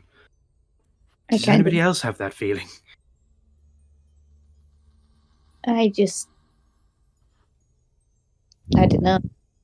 I think she's probably being more sneaky. I mean, you guys didn't see, but I tried to slurp my way through the door, and it didn't work. But then for this thing, it did. So like, whatever. I won't be counting that, Flopsy. You're on 9. That is as a counter on my sheet. You will be. Okay, so what are you doing? Goodness. Well, I suppose the question is, do we go left? Or do we go right? Or do we split up and some go left and some go right? What? I'm going right. There are other doors here as well, and here. No, no. You're going right, No Holland? need to... I'm going right. This, unfortunately Holland for hasn't you, even Lauren, on is this going to map be a before. session where you have to move your character. I'm trying, but I'm just... This is a struggle. Okay. Come on, Holland, this way's right. I am doing it, it's just taking me a long time. You're more in the standing still direction right now, just over here. Oh, I moved 5 feet. Okay, here I am. Hello. And Well, you, Hallie. there. It's talk and moving day. Yeah, no. Blah, blah, blah, blah, blah, blah. Okay. Off I go. Have I give you Dodgy More to move? No, Right, I'm going to give you... Dodgy More's got a... Whoa, Dodgy More has got a mind of his own. Dodgy More might not go where Felix goes. Well, you should be able to move Dodgy More now, can you? I can. Thank you. Brilliant. Right, so we've got Clapperclaw, Gleam, and Felix there together. Al. Bloody Sanar. Ooglay can't... Well, Ooglay can come. Do you want Ooglay coming? Holland, is Ooglay coming? Yeah. Go on then. And obviously, the Schleem team are all coming. They can all follow me. Yeah, they're all just like moving along the walls of shadows behind you as you walk. Okay. You come to a set of spiral stairs. The walls of this circular chamber are decorated with sculpted reliefs depicting humans and demons partaking in grotesque revelry. A spiral staircase with a golden handrail is in the middle of the room.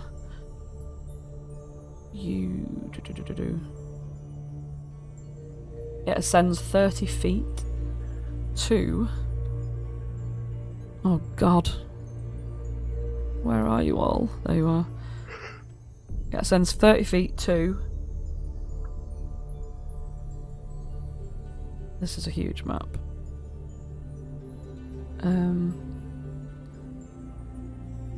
Different map entirely. Have I pasted you in? Like, what the heck? No, come on, please. This is what I get for working guys. with such a big map. No. This is Bit what you dark in get here, isn't for it, working everyone? with such- Yeah, Right, hang on. Maybe- You're not there. someone should light a torch. Don't worry, I'll cast light with my mace. Right. Because I'm Holland Vexer.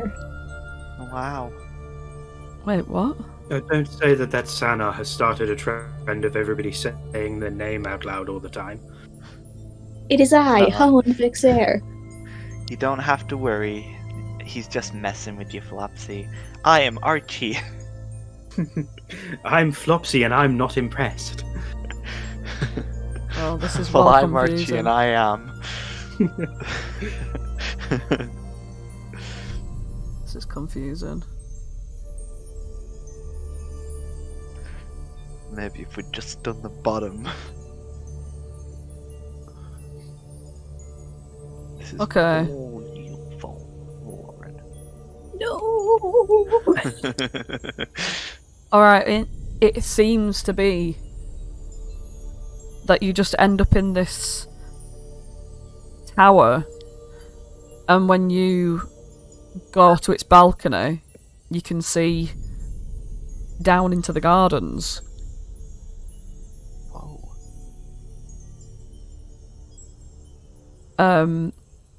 And that's it. That's like a, that's that. it's like a dead end, but you can sort of have an overview of all the gardens. When when you do have an overview of this garden, though, I want to give you something. So basically, in this bottom sort of corner over here, you can see that there's this like broken tower looking thing. You can sort of like see a bit further into it, and you see that there is a stone heart deer, sort of wandering around in that tower over there.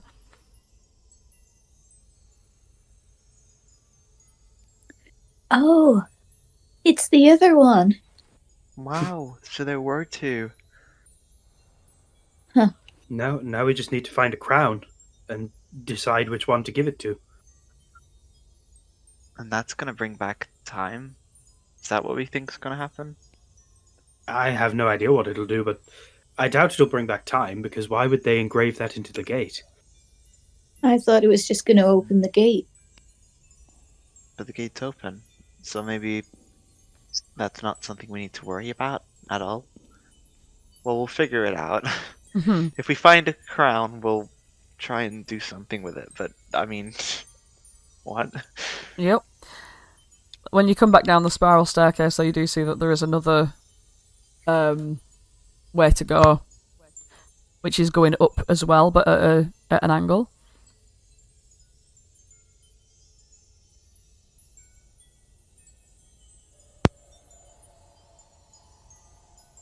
Ooh, I kind of want to go up at an angle. You want to go up at an angle? Well, very well. After you. Okay. You'll Let's. go up at an angle. And you're just heading through this stone corridor up to here. Jeez Louise. There's a lot. Oh, criminy. There's a lot of confusing things. The room of insta-kill, I imagine. There's like not only like so many rooms, like I'm on like some at 48B. You know what I mean? Right. Like, oh no. Yes, I know. It's bad. Okay. An enamelled white coffer rests on a black... Is this the right place? Yeah, it is. On a black basalt pedestal in the middle of the room.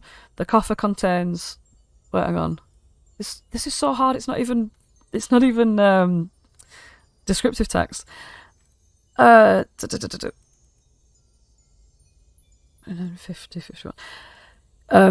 Yeah, there's a white coffer on a black basalt pedestal in this room. I'm just gonna put you up to there.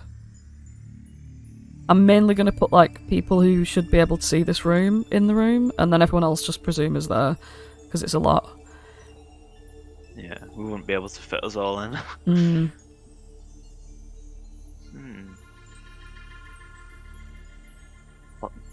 What's a coffer? It's like a box, like a chest. Are we supposed to like put something in? Is there anything in there? Might as well have a look. Flopsy's gonna look in the coffer. You open it up and you see a plum-sized jewel made of translucent white crystal.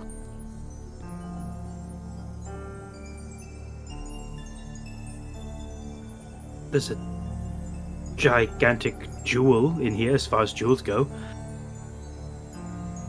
Right. I don't really suppose we should be taking things from in here though, should we? No, I don't think we should just steal for the fancy of it. If it was something useful, like what type of jewel is it? Is it like a diamond? Is it worth 300 gold pieces? I mean, That'd be it's a useful. white jewel. If you want to take a closer look. Right. I don't suppose I would know what a diamond looks like. Kind of like investigate this or something.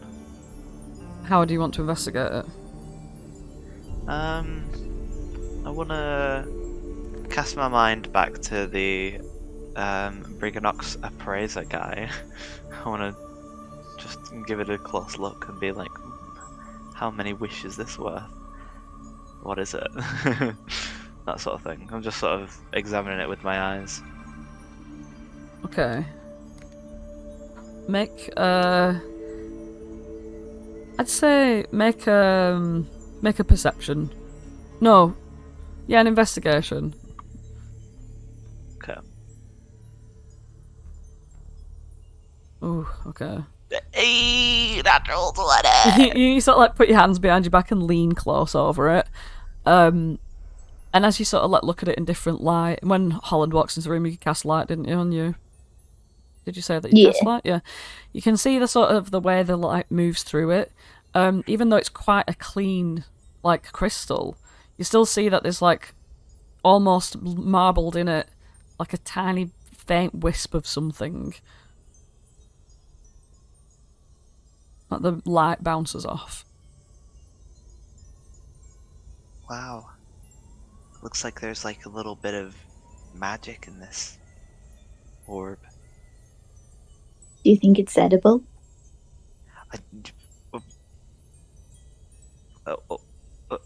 What? Like, it's got magic in it. You could maybe consume it. It I might mean- break all of your teeth. I wouldn't chew it. What would you do? Just like Don't put be it silly. close to your chest and absorb the magic? You just eat it. You guys Like, know in eating. one? Like, Yeah. like just... I know what eating is, but how big was this again? Was it like plum-sized, did you say? Yeah, plum-sized. In order to eat it, you do know it needs to go, like, in your mouth and it needs to be swallowed. Hey, we've had combats where you've like thrown entire cupcakes into my mouth. I can eat a plum. Wait Hold. a minute. Holland, why was... Why... Why did you see this, like, crystal and your first thought was, can I eat that?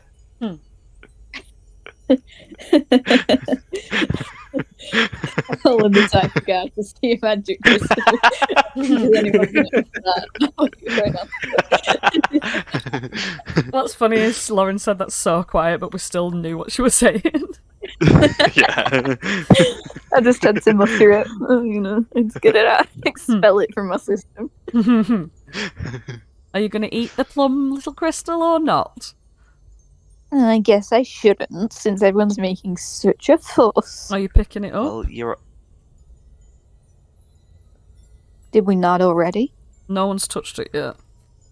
No, I'm just looking at it, but that makes me think that something happens when you touch it.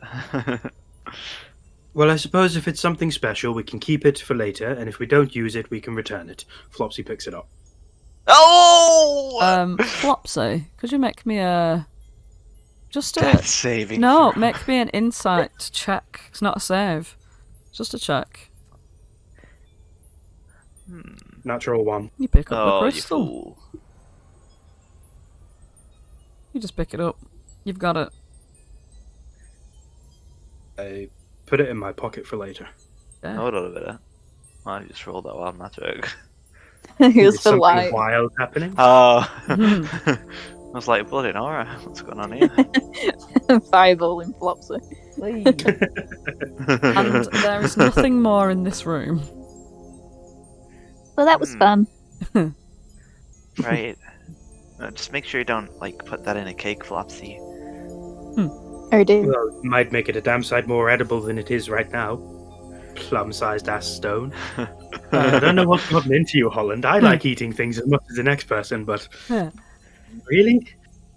I think it might be me turning into a shadow and everything. What a curious appetite you developed. Yeah. Well, shadows eat everything, don't they? Right. All I mean- consuming. Gosh, make sure you don't eat, like, Lyra's light. I don't think I can. Look, it's still glowing. Have you tried eating it? Holland puts his pendant in his mouth. No, I don't do that. You don't want to risk actually breaking it. Lyra tastes like dirty metal. Sorry, Lyra. I'm sure you probably does that so taste people- lovely. Ugh. Right. She probably just does that so that people don't, like, eat her. Yeah. Alright, so you guys, Hello? I guess, are going to go to the left. Well, hold on a Yeah. minute. What's this Ooh. door right here? Oh, that's just a balcony. A Never mind. balcony? Yeah, come on, let's look. It's like a stormy balcony, actually, come to think of it. It's Might bit be a more magic storm. Right. Maybe there's a crown. Goodness. Well, let's find out. Come on, guys, let's do an aim-out turn. Look at the massive row of people. Right. Fuck's sake. Okay, I'm just gonna put you where you'd be. Okay. You go into this turret. I'm just gonna use people that are here. I'm not gonna bring everyone, just pretend everyone's there. You go up into this turret, and again, it's the exact same thing. You can see a view of the gardens from the top. From there. Wow. Where's fucking Holland gone? That's the question, isn't it? Bloody Nora, I've lost Holland. I've lost him too. He's a shadow. Where is he? He's down here. He's on a leaf. He's on a leaf. Oh, Yeah. what's he bloody there for? I haven't touched him. I don't know how he got down there. Oh shit. Right. Okay. So these shadows are really messing with me, guys. You get in, you can see over the garden thing again. So that's what you can see, and then when you go back down and up to, you know, up the slanted way, oops, you see... Wow, it's almost like you didn't need to change the map just then. Yeah, I know. You get up there anyway, and you're in a different section, because, oh my god, why is this so complicated? Holy moly. So, basically, P48G... this chamber is empty. A short staircase leads up to area P48F. A longer staircase leads down to the place you've just come from. Wow, you know... It was so helpful of the people here to label all of the rooms with numbers and letters. I know, right? Yeah, the only thing I think is that, like, clearly this place was made for how it looks on the outside. Because, like, these rooms are empty as shit. Yep. And when you go in here, which is the only other place to go, you Wow, see... Is there anything here? Oh, I'll tell you what you bloody see. You see a black coffer on a pedestal of living vines. Hey. Is that a black coffer on a pedestal of living vines? You better I believe don't it. know. I don't know what a coffer is, but I know living vines. Come on, we've already been over this one. It's like a thing you put things in. A Hello, coffer. ladies and gentlemen. How are you today? What? I'm talking to the living vines. Oh, they're just alive, they're not dead, they're just, like... Yeah, well, That is how it works. they're not dead. You don't need to talk to them, they're not there. Wait, what are you casting? Sorry, I'm reading one of the 5,000 fucking paragraphs. Right. I'm What- just talking to the vines. Oh, right, I thought you were the casting fucking Speak thing. with Plants or something. Yeah, it's just, yeah, okay. Yeah, but there's literally just this pedestal in the room with the fucking black coffer on it. Should I do cast the Speak honours with again? Vines? Oh, Do you want to speak with the vines? This I don't this know. room's a bit tucked away. I'm not really sure if they've seen much. right. I'm gonna sprinkle some water on them. They've really not had water in a while. Sprinkle some water on them. Well, I don't know. Can you hold both of them? Is that not like too much power? You might explode. That's what I was thinking. Like it might tear you away at the seam. I didn't even know I had a seam. I'll let you open this one if you want. Oh. I don't know. This one You're might not be- holding the other one, so your seam should be Alright. perfectly fine. Alright, I'll pick this one up. Alright. Um, Make a an insight check. fuck it, I'll... Oh, we're gonna be scared then. Is this just from picking up the coffer, or have we opened the Oh, coffer? shit, I thought you picked up the gem. Yeah, I did. Yeah. Does it have magic in it?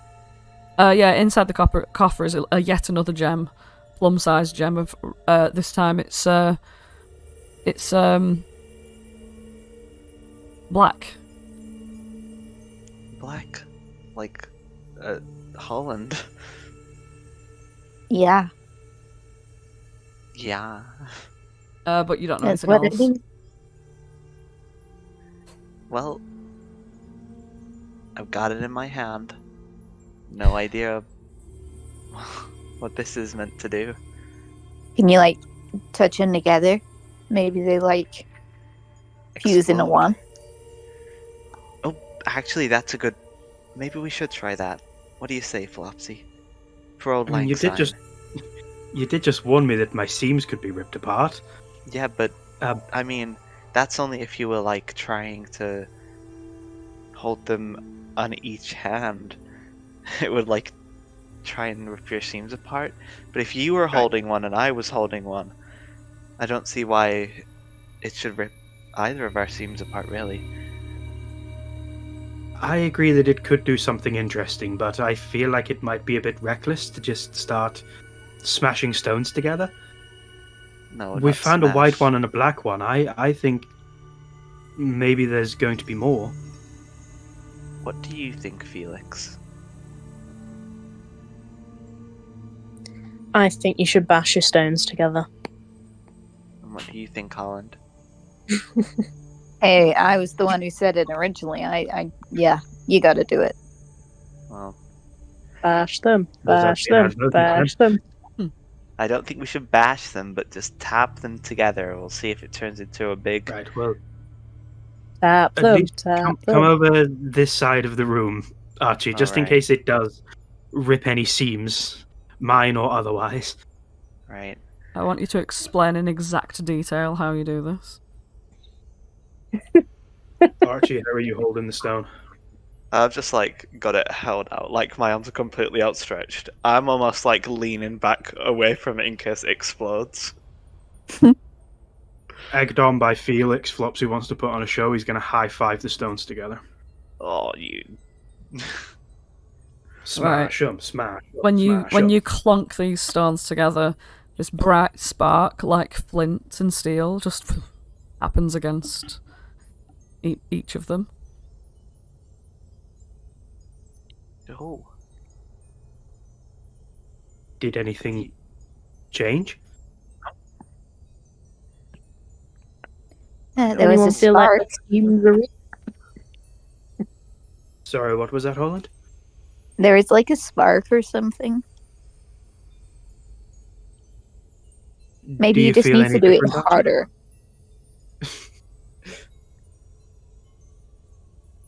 bash them, bash them, bash If them. neither of us got hurt, then I suppose we could do it harder.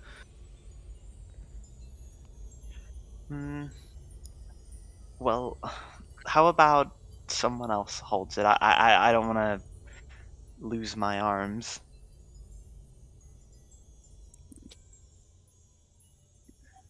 How about someone who doesn't mind losing their arms?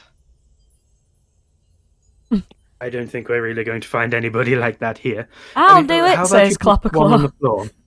floor? No, you won't. What I about, don't want to be responsible for Clapperclaw losing one of his claws. what How about like about if we- Holland's boyfriend? Me? Yeah, you. Well, that's what you would want, isn't it? For me to get blown up. He like comes up and points at you. The not Sanar the blown mummy. up. But you'd be quite like heroic if you did it, because then I wouldn't Whatever. have to be blown up. He just stands there thank and just you. holds his hand out bitchily. That's just gonna sort of like stand over here. He just stands Out the the same way. way that Archie did, like straight armed. Okay, here goes nothing. I'm going to try and slap them together again. A bigger spark this time, like. No. like crackles a bit with like sort of energy that you've not even seen before. It's not like electric or other magical like effects you've seen. It's different. Well, what's the magic number, Flopsy? Well, I don't know if we're currently trying to free something from these, or whether this spark is the special thing.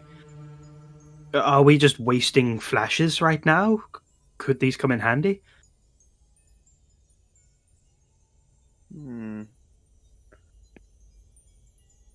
I can try and smack them one more time if everybody wants me to see what it does. It's increasing every time. Right. Maybe you should both Hard as try you and can smack this as hard time. Yeah, both of you smack as hard as you can. All right. He Fair. just stands there like Fair. covering his eyes. Right. 3, 2, 1, go. Smack. Bang. Into the room burst Oh, these no. two things. One of them appears to be a short darkling wearing a hood, holding a dagger and sort of like looking about the place, like looking about the room. And the other thing appears to be a one-eyed blink dog that's sort of like old and scraggly looking, sort of like around the room. I don't know what a These- blink dog is. Is it strokeable? Like, is it monstrous or is it nice? Here's the thing. I'm trying to find out because these are fucking weird. Like, Okay. yeah. Where is it? In another life, Holland had a blink dog. Yeah, I remember. Okay. Hey, that blink dog doesn't have a nose. How does it smell? Awful.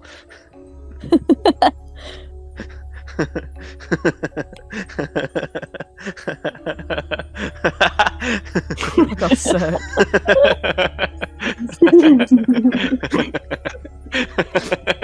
Okay, here we go.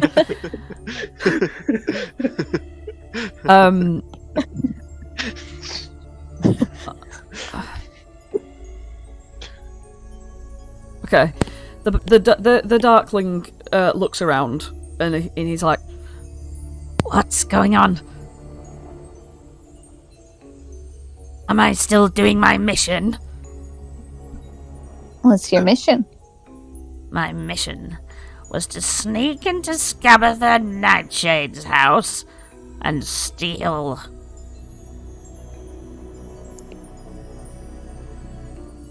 Well, I don't think so. as you're talking to him, you sort of realise that like his whole self keeps like flicking in and out of existence, like glitching in and out. He looks quite uncanny as well, as though like when you talk to him, it's like his voice is kind of catching up with his movements. They don't look like real, like, solid things. Are you a picture? No offense. He doesn't seem to respond to anything that calls upon his own awareness. He's just looking around like... Shall we get on with the mission? The dog is just sort of like whimpering around and sort of looking like it's limping. Like it looks really, really old. Oh. Flopsy tries to stroke the dog. Right, so do I. Let's all crowd around this ill old dog. He's only got one eye, too, so it's like all like folded in on itself. And he just like accepts you, pats. The blink dog, I'll just show you what a blink dog is. A blink dog... It'll be the ugliest thing possible now. Yeah, they're not very pretty. I'll just show you the stat block for it, or whatever, the blink dog. Evil okay. creatures. Yeah. And he's a little plane shift, like he's a little Spirit. planeswalker dog. Aw. Oh. Hey. Is he like stinky as well? Has he got like an old dog smell? Oh yeah, he smells like old wet dog. He drools. He's really old. His back legs a bit, laggy. Poor little guy. I bet he hasn't even got his keen hearing and smell anymore. You also know that the jewels have disappeared.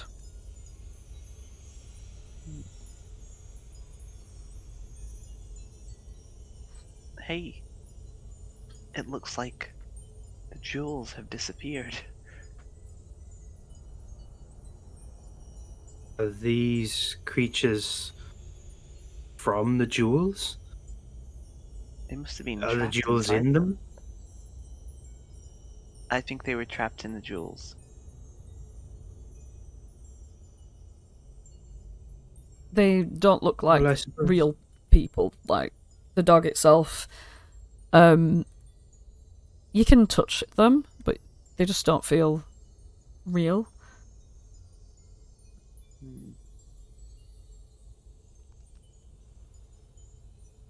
It's more like because when they both of them sort of like glitch in and out of existence, it's like they become realish and then like it fades away, almost like they're sort of a spirit. It's like they're spirits. They Must must be have like got trapped happen. in the balls. Right. Well, I just had a thought. You know, like how, like liches can keep a piece of their, like, soul inside an object? What if that's, like, the same thing as this? A blink dog put its soul in a ball. Or someone put it there? Well, you're right, that is quite far-fetched. But, I don't know. It's just similar is all. That's all I'm saying.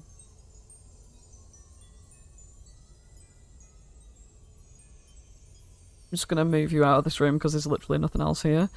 So where you would be, Well, where else is there in this entire, like, place? I know. I actually hate the castle. No, it's very hard, but it's not impossible. Well, we've saved a dog and a darkling. Should we all just leave now? It feels like we've had a job well done. Right, maybe that Darkling was like Zavilna.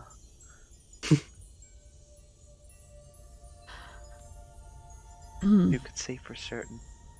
Yeah, you can look through the top. Those two doors as well at the top. I'm just gonna move these bloody things.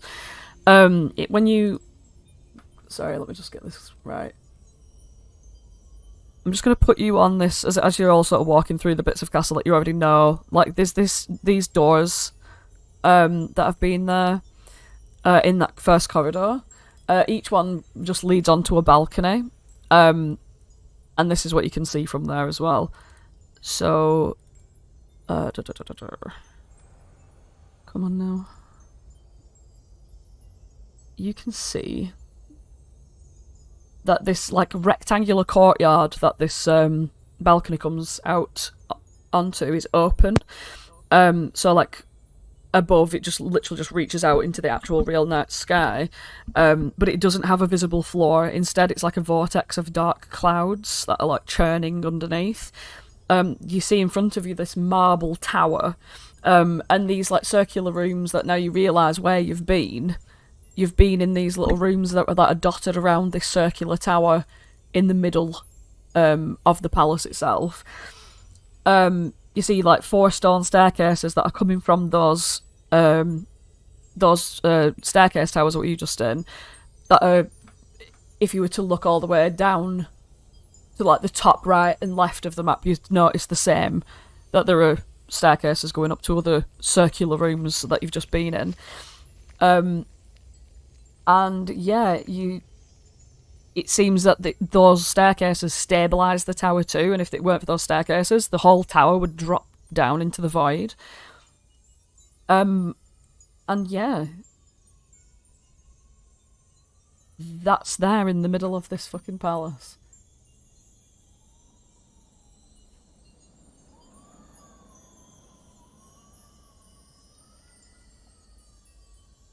But that's what you can see from there.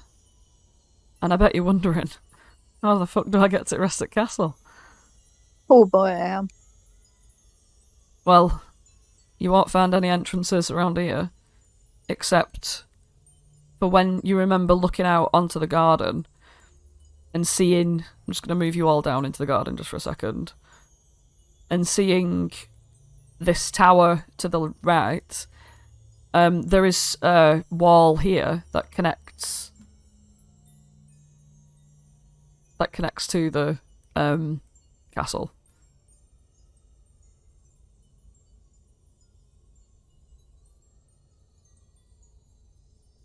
This is so confusing. So we thought we were going through the front entrance, but it turns out we just went through a side door. Apparently so. Well, that's interesting. I don't really know how many times I can ring-a-ling-ding my way through, but hopefully we can find the main entrance soon. So I don't, waste these away. Now I'm going to make a really last-minute decision right now to actually just open that door. The door that I closed off because apparently it's broken. I'm just going to open the door because you're going to play however you play, and I don't really mind if it's broken. The door that I originally said I weren't going to include is one over here. Whoa, a door just materialized. Legit. Honest to God, and now I know why people have worked on this. I should have taken their advice. But it's over here anyway. There's a door over here as well. I'm just going to run it exactly book. Well, that door looks very suspect, actually, so I think I'm going to go and use another one. The whole while, like, this little fucking, like, hooded darkling guy's just, like, got a weird little creep around you, but he looks like he's trying to protect you or something, but it's just this, like, these spirits floating around with you. But yeah, there's this door here, and I'm just gonna allow it.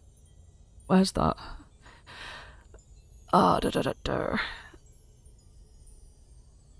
Just talking to myself for a sec.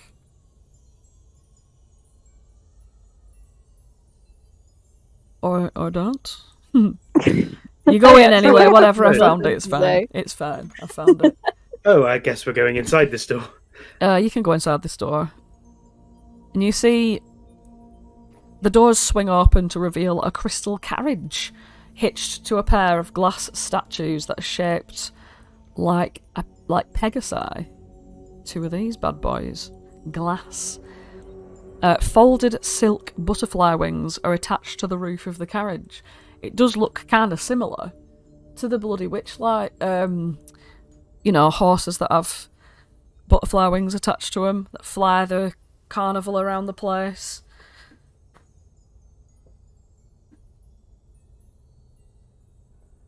Aye. Funky. She's going to have a closer look and inspect around. Do they react to him in any way, or No, they're absolutely still. Like statues.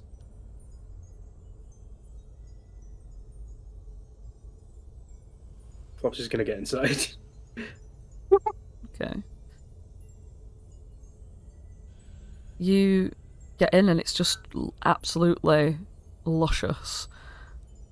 You see... Let's see here. It's like mostly opaque. So you think, oh, it'd be nice to fly around because you could see underneath you and everything like that. And you find a key. Just sort of on a little platform where you'd put like your drinks and stuff. There's a little fucking drinks holder in there. There's a cup holder. There's a cup holder and there's a key in like a little groove at the side of the door.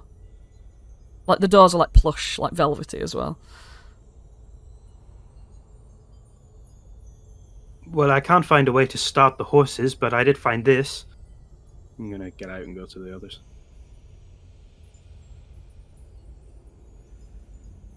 Don't know what it unlocks, but I'm sure we can find something. Well, there's certainly enough doors around here to try them all. Who knows? Maybe I'll open a chest. Maybe it won't even open a door. Maybe it'll be like, "Hey, you want to open these chest of drawers?" And we'll say, "Oh, yes, please." Maybe it'll just open another coffer and we'll find another dog or creature. Maybe. Maybe we'll find Zabilna. I hope not while Archie's being so very quiet. By the way, everybody, Peach has connection issues right now. Oh, lovely. Just going to mention that so we don't call upon Archie. All That right. glitchy Archie's buffering. I'm just going to show you that through this door is another balcony looking over the storm place. Do you think she's in there? In the middle? Hmm. It seems likely. It's like all of the ways into the castle are protecting the center. I'll just pop you So- there if you want to look at it for a bit more. But Should we, like, jump in? No. Jump into the endless void below. Yes, listen to Felix. That's dumb. Hey, I no. am good. What can I say? Listen, I'm all for this evil thing that you're doing, this eating everything thing that you're doing. It's Evil. cool. I get it. We're not jumping into things, though. Don't act surprised. You know what I'm on about. I'm not evil. I'm just going through a phase. Sorry, this puberty thing you're going through as an adult. Adult puberty. And all the other stuff, but no jumping into voids, please. That's Well, where I draw the line, You apparently. can't stop me. Possibly could. You try and grab me, I'll just slurp out of your grasp. Well, I'll just bump you into another plane. Well, I'll just find another void in that plane and jump into that. You want me to test jump into the void? No. I don't think that's going to be necessary, Clapperclaw. Alright. If anyone's going to do it, it'll be me. So nobody's going to do it then. Everybody ready to go back inside where it's a little more safe? yeah, since Yep. no one's jumping into the void, the only other door is this one here. Hey, a final door. Let's go. You can just move ahead. I'm telling you now, for the void on the other side. No jumping. Well, I'm making this statement before we go through the door. There's a very nice rug in here, guys. There's a very nice rug in here, guys, says Flopsy. As well, who'd have thunk it, eh? Who would have ever thought that I'll be asking you right now as soon as you stand on this rug to I'm not standing on the rug. well, as soon as you look at this rug, let me just get this right. Running the length of the oblong room is a rug woven with images of thorny white roses. Each of the doors on the north and south has an alabaster pedestal standing inside the room beside it. Atop each pedestal is an alabaster vase that holds several long-stemmed white roses, and carved into the vase are the words "Take one" in common. So right next to your door is a little pedestal with vase on, and long-stemmed white roses.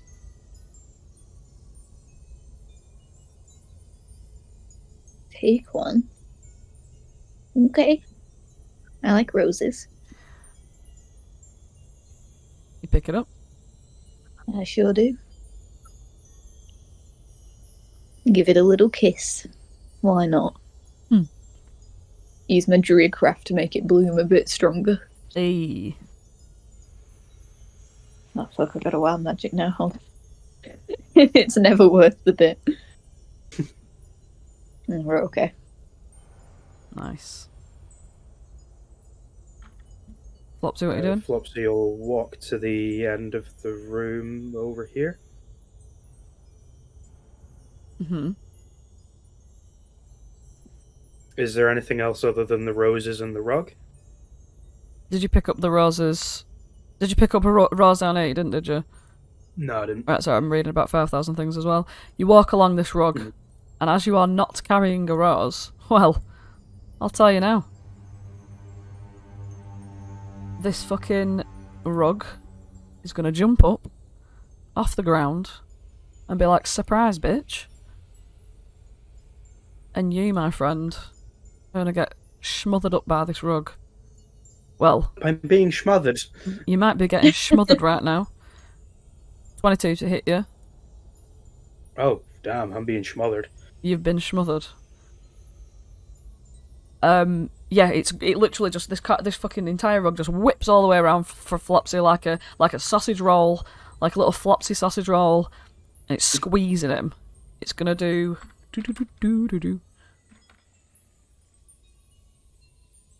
For fuck's sake, 10 bludgeoning damage.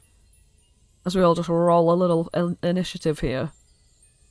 For fuck's sake, Flopsy. Fucking hell, Flopsy. What'd you do that for, Flopsy?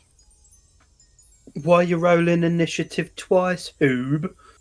Because I have fucking advantage of Flopsy. Hey! Oh, do you? Oh, Flopsy. wow. You fucking what, Well, mate? let's see what would happen if I had advantage, eh?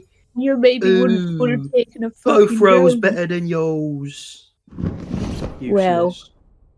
I probably would have rolled an initiative like that if it weren't for my stupid fucking dad. Being stupid fucking not taking a flower, stupid fucking wrapped up in a rug, innit? Bloody Nora. Get his ass, Felix. Destroy him. Tear him limb from limb. Can Peach roll initiative? Are you still there? I know she's muted. What's cracking off? She can't. Her laptop fully either died or is updating or something. Nice. Laptop decided to update right now without consent. No. Right, okay. That's true. So I will have to be Archie as well. Well, I'll do the RP for her. Hey. Oh Well, god. I'll just roll her Hey in. guys, it's me, Archie, and I'm joining the fight now. Oh no, Flopsy! Oh, if only Octavia were here. Oh, just the thought of Octavia made me roll a 17 for initiative. Oh no. I'm just gonna say it's just you lot for now, because everyone. Well, we'll have Clapperclaw as well. Why not? Bloody Nora. Right. Okay. Flopsy, you're caught in a trap. You can't get out. Well, you maybe could if you want to make me an athletics check as your full action. That's my full action. That's right. Why? That's a bit much now, isn't it? Just a tad. It's a bit forward. Slag. No. Give me 2 shakes of a monkey's tail to You don't have to. look at something. 2 bloody shakes. You can only We'll be have honest. one. 2 all shakes. You don't have a wag of a pig's hoof, I'm not gonna lie. You don't have a whack of a pig's hoof right now, mate. You're being suffocated as we speak. I don't know how this would work, but I don't think it would work.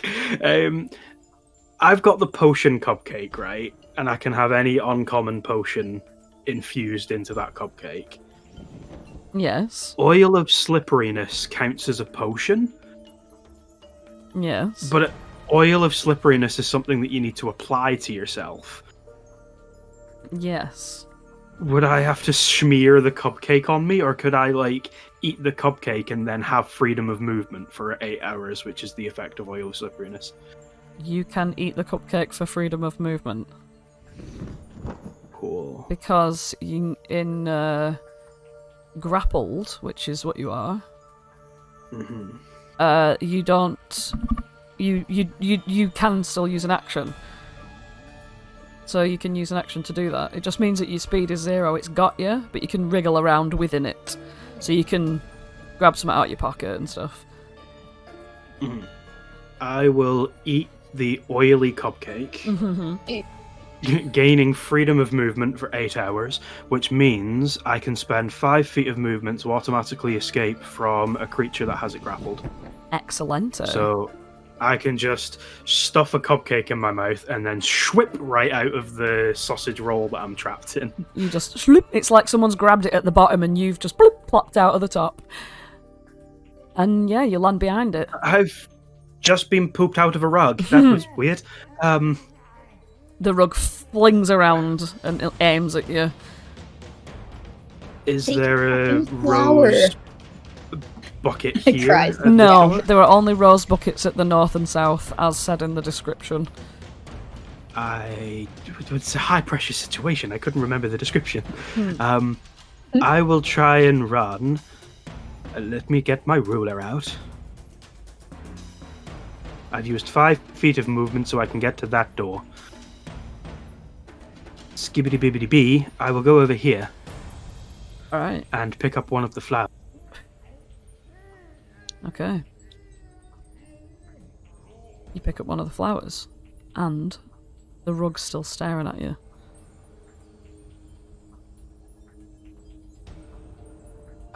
That's my turn.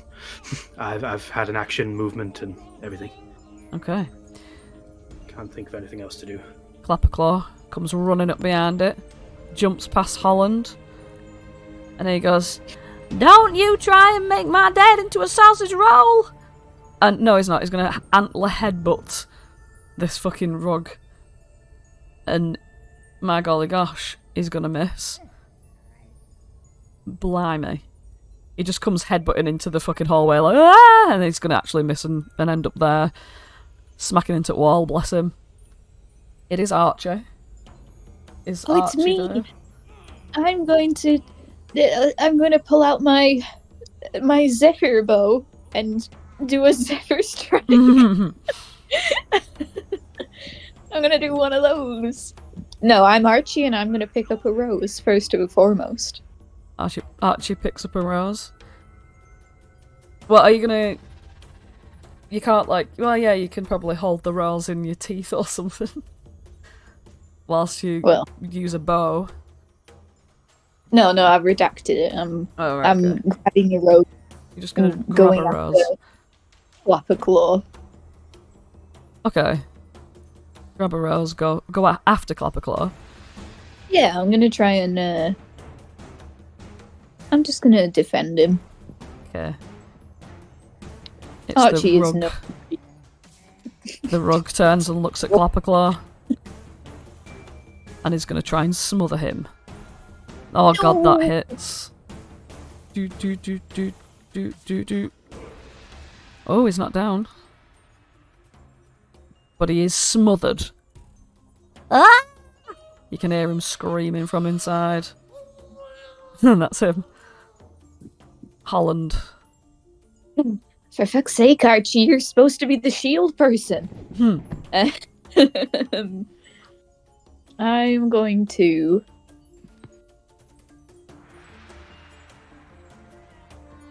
Well, wouldn't you like to know? I'm not privy to such nonsense. But what I'm gonna do? I'm just gonna, quite simply, plain and simple, easy peasy, not a bother in the world. I'm gonna run up to the yug. The yug. I'm gonna run up to the rug and try and yank it. Alright. Make me... Yeah, if you're going to try and grapple it to get it off Clapperclaw, give us a athletics check. Oh, don't mind if I do. No, that's not Arcana. Oi! It's bloody 27. Bloody Nora! You whip it like as if you're a magician whipping a table really fast. Tablecloth. And out spins Clapperclaw. Ugh. He's like, ah! It nearly got me. Well, you gotta get out of here. And I'm gonna move down to where Flopsy is when Roll 20 allows me. Have you got a rose? I do, but I'm also a shadow bitch anyway, so. Yeah. Alright. Felix. Well, Felix is gonna take a rose, tuck it in his little, like, eye patch band thing, I guess, so he doesn't have to hold on to it. Just for the sake of taking a rose, and I guess probably try and just fucking bamf the rug somewhere else. Try to. Worth doing with this newfound fucking ability. Okay. Flash it up for me. How do I even... I have banishment as well, so I could just banish it, couldn't I? Would you want to waste banishment but on then the rug? That's until the spell ends, yeah. Yeah, I'll just bamf it somewhere. Hang on, let me find it. Oh my god. So this character sheet is wild. Which bit would it be in? Or you can remember the next one. Oh my god. Well, Well, this is baffling. Sorry. what were the feature called? I don't even know what section it would be in. I don't know. I can't remember. There's so much going on. There's... You've got... Oh. Yeah, so you've got summon in. Hang on. Yeah. Flash. Hang on. What? To banish? It's just banishment, I think, out of all that stuff. Yeah, but I mean, as in, like, the way Felix has been bamfing. Oh, right. I see what you Just- mean. You're just going to grab it and bamf away. Bam. Yeah, literally. Okay. Because it's not willing, it's going to make a save against that. So you're gonna, it's going to be a grapple off. Verse, so it's going to be... Oh, it gets a Nat One. So you run up to it and grab it. You grab hold of it, and you... That's your full action. You can't bonus action bamf, so you have to bamf on your next turn. Okay. Okay. You've grabbed hold of it, though, first. Right, Flopsy, it's you.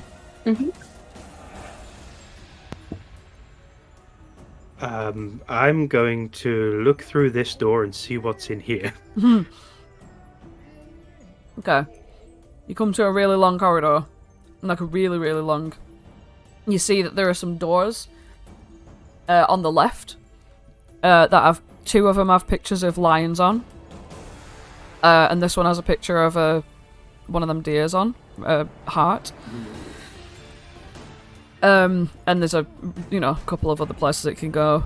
And also one of the fucking staircases that leads to part of the tower.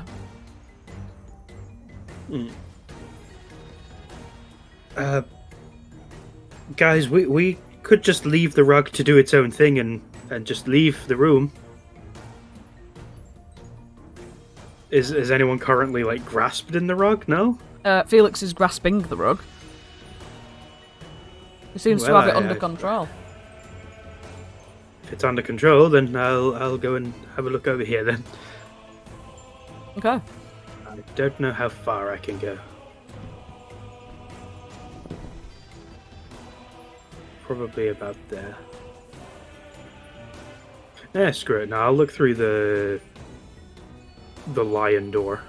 Does Okay. it open or is it locked? It's locked. Oh. Oh, but look out here. Yeah, you look up the big staircase. Sort of open Out to in the the void. void. Can I see something over here? You can. I'll tell you what you can see.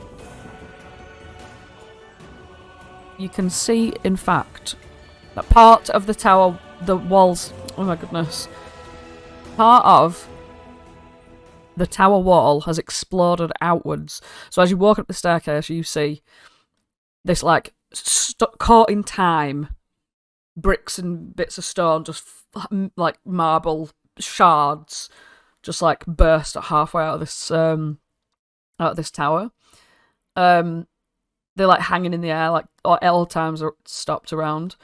And among the debris, suspended above the stormy vortex, is an armoured knight with a sword in one hand and a shield in the other arm.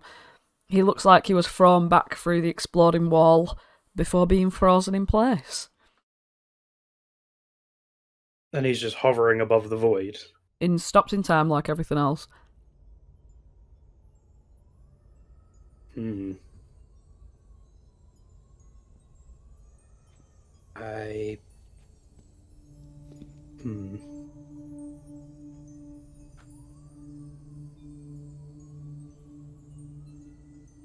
I will end my turn there, but I'll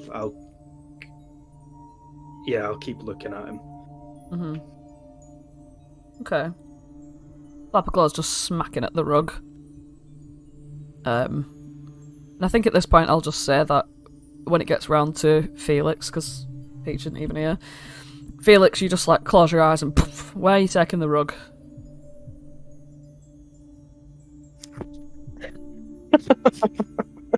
Saltmarsh. Hey! You just bamf to Saltmarsh. Where in Saltmarsh? I'm hoping wherever Al lives, to be honest. Wherever Al lives. And, wherever fucking Al lives. You just nicely lay the carpet down. Yeah, that'll be a surprise for him when he comes back. as soon as you let go of him, you can just bamf straight back. We'll just be out of initiative because the rug is gone. Clapperclaw's like, hey, I was gonna beat him right up, you know. Sure, sorry I took that off you, didn't I? Gleam's like, it's pretty cool that you can just move things away. I know, right? Could do it to literally anyone. Do you think you could do that to the Jabberwock? Well, maybe not. That's a pretty big thing to bounce away, isn't it? I'll just stick to people and rugs for now. Yeah, you don't want to be trying to hug a dragon either. Yeah.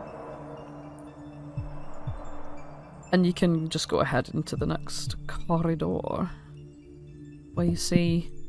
Well, you wouldn't see Flopsy standing there. What you would see when you come to the part that Holland's at, you would actually see Flopsy more about there. In his pink dress that Holland gave him, with a crown on top of his head and two bright pink butterfly wings sprouted from his back. I'm gonna fly out to this night. After what? Like a beautiful angel, like a cherub in the sky. In his pink princess dress. And second use of the Witchlight crown. And his Witchlight carnival crown. What do your butterfly wings look like? I think they're pink to match the dress, but a different shade of pink so it doesn't all just blend in together. And they'll have nice, like, rings on, like, I'd say, like, 4 spots, symmetrical, that are... What colours go well with pink? That's a me question, not a Flopsy question, because Flopsy would know, but Now Flopsy would know. They look beautiful, I'll say.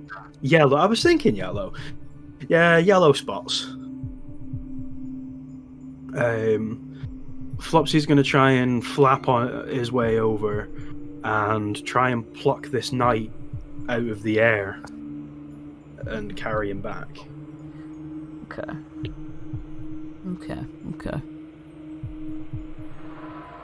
Yeah, you fly up to him and sort of like put your arms under him, and you feel that you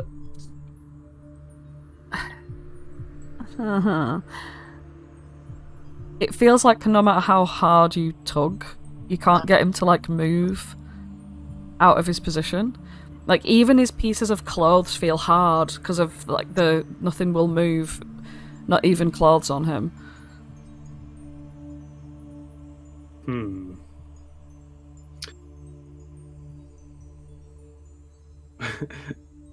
Flopsy will stop trying to lift it. Mm-hmm. Oh, I think Peach is back because I can hear an echo of myself. Hey. Flopsy will flutter up a bit and look through the hole in the tower that was left from the explosion. Ooh, okay. I'm not going up close to the hole, I'm just seeing what I can see through here. Okay. From that hole, you will see...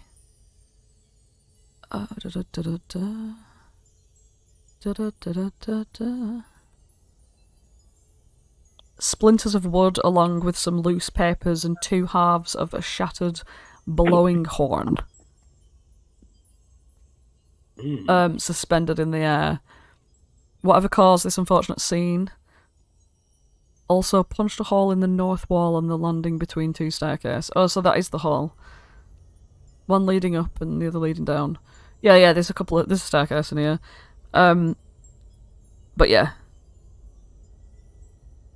And yeah, this guy as well, apparently is a human knight with a thick moustache and a look of surprise on his face when you get up close to him. He's got a helm. I'd be surprised too. Yeah, he's got like a helmet adorned with feathery wings, and he's holding a long sword and shield. But yeah, something powerful's done stiff, this. so I can't everything can't steal his shield or anything like that. Cool. Flopsy's going to flutter on back. Mm-hmm. Well, he looks to be in a bit of a predicament. I was hoping to stop him from falling into the void if we, start time again.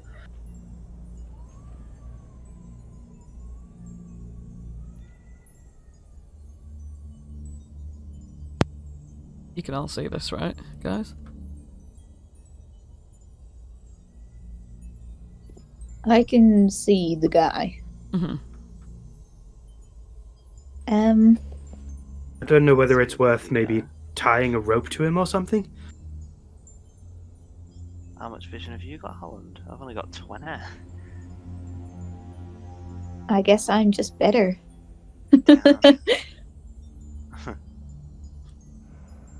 It's because I cast light in my mace. Grr. Because Lyra loves me. I think that's probably a smart idea. I mean, I could survive in the void, but he can't. So. Alright, Holland. No, just show off. Well, I can flutter back on over, but I would need to borrow some rope from someone if anyone has it. Well, as it happens, I do have this 50 feet of hempen rope. Here, I'll tie it to you. Archie just doesn't tie it around. And can't tie knots. Still can't tie knots. Oh, Holland, do you think you can help me? It doesn't really need tied to me, I don't think, because then I'll be stuck within 50 foot of that guy. It's just for the bit, Flopsy. Okay. Well, I'm in it for the bit. Holland, do you want to tie this to me? No. Ooh, throwing that shade. Right. If one of you keeps hold of the other side, I'll go and tie this side to him. If 50 feet is enough to... I haven't even thought about that. He's 55 feet away, so just move further up the stairs.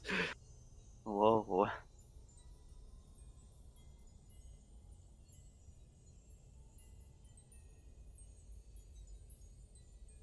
Alright. I'll move further up the stairs. I'll move right here. Yeah, but isn't he just going to be like dangling? Well, I'm sure he'll be able to pull himself up after this, or after we restart time, we can remember and go and pull him back up. Well, alright. It just seems a bit strange to... though. Well, we don't know who he is, so I'd feel quite bad just letting him, fall to his potential death. Well, alright. Flopsy will just tie up his arm. Mm-hmm. Or, no, I'll just put it around his torso, because why not? Why would I just do it on his arm? Mm-hmm. Tie around his arm. Just break his arm when he falls. Give us a survival check to see how good the knot is. His arm will break his fall. It's a natural 20. Hey! Yep, you've got that confidently secured around his middle. Right. Is there any banister or anything that we can tie it to here?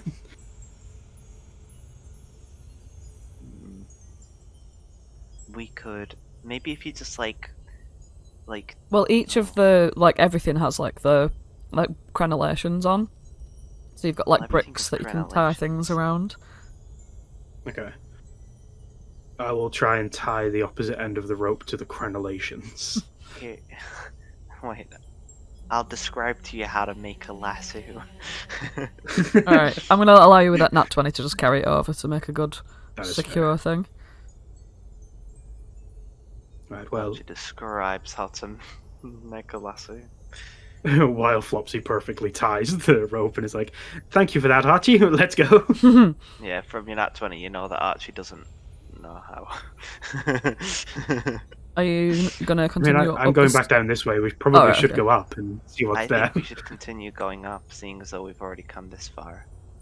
Oh, bloody Nora. that's not a door, because you're all the way now on the other fucking map upstairs.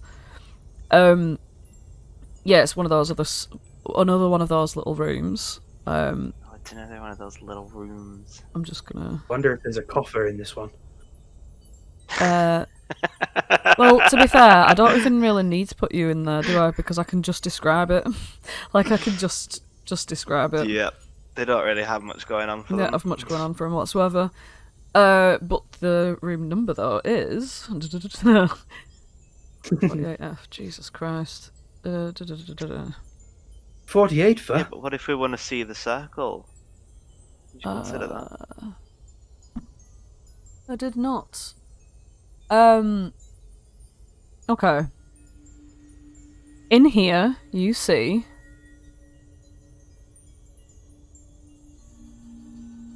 Wait, what? It's one of those rooms again with a coffer in the middle. And you see, aha, here we go. This one is a green coffer. Green coffer.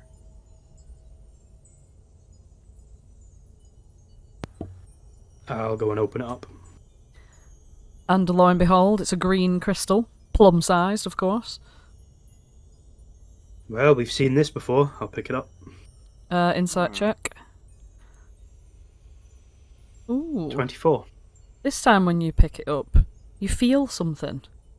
You gain just an immediate knowledge that inside the jewel, it sort of connects with your intuition.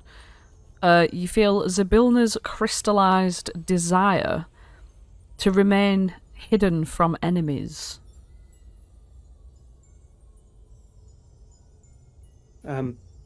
I feel a desire to be hidden. Whoa, No, you don't feel that way. This isn't a save, you just know it. I know, I feel a desire to be hidden, but not like me. I feel... Have you ever felt somebody else's desire, Archie? I'll tell you about it when you're older. Oh, not like that. Ew. Yeah, I suppose this might have something to do with hiding? I'm not going to smash this one just yet. Why? What is it? It's just one of those green... It's probably got something inside of it, but it feels like a need to hide from people. I feel like that's probably what it does. If I was a bit more open to thinking about it before, I probably would have felt a dog in the other one. Oh, It's kind of like I know what's inside, but I don't, if that makes sense. well, maybe if we break it, then we can find whoever it is behind all this.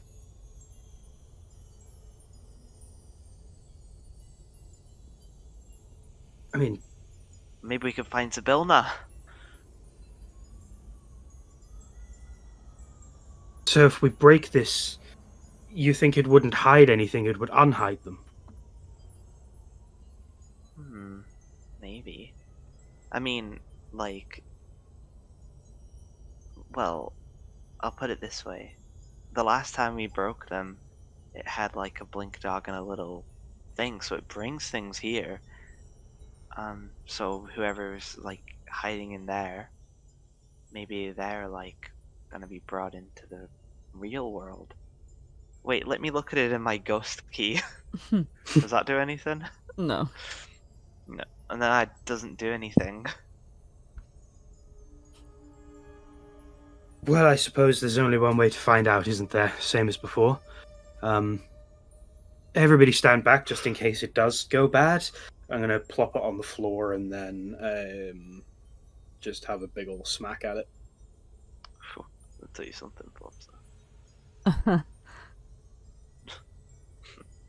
Okay. That's enough to hit it. Yeah, you just hit the gem.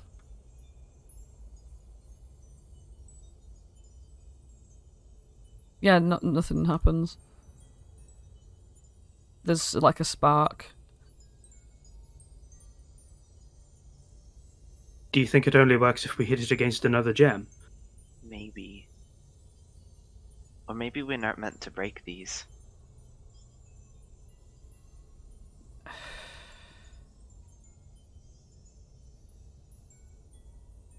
Suppose I could just keep hold of this one for later and find out if it's useful.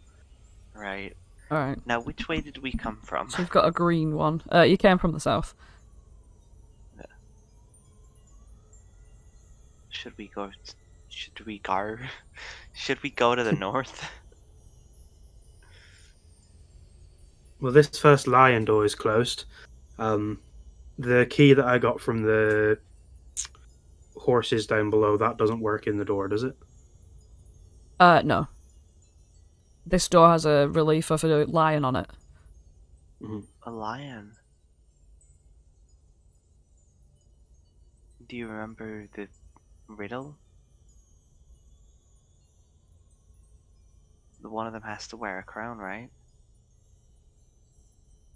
To weigh them down. Would that open the corresponding doors? I don't know. We still haven't managed to find a crown yet, though, have we?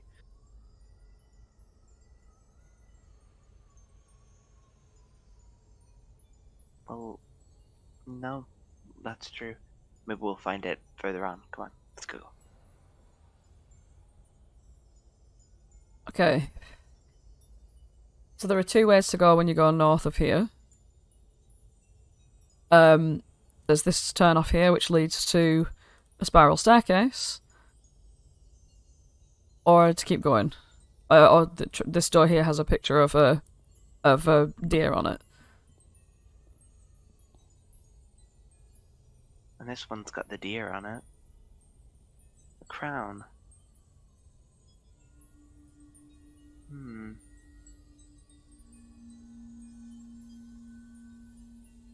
Suppose if the deer and the lion are all in the garden, then the crown's probably going to be out there as well. We might need to do a big old trip around in order to find it. Maybe if we go up higher, we'll get a better view of the garden to see where it is. If only there Flopsy were some goes to clues as to any of this. Okay. So you... Let's see here. You ascend this staircase, and you are... Oh, you actually are in a place that actually has a corridor coming from it. Right. Ooh. So I'm just gonna put you on here. You guys are all here now. And yeah, you've come up these stairs. If you want to look out of any balcony, if you look down sort of here, you'll just look out onto the... Where's Archie gone? No idea. Oh, way into like some weird blue thing, What? like in the middle of the map. Okay. Nothing. Oh, there you I are. don't know. That's... Yeah. So you'd just see, like, through this window onto the stormy tower. You can see there across the way the hall from which this knight fell. And you also can see the corridor going this way.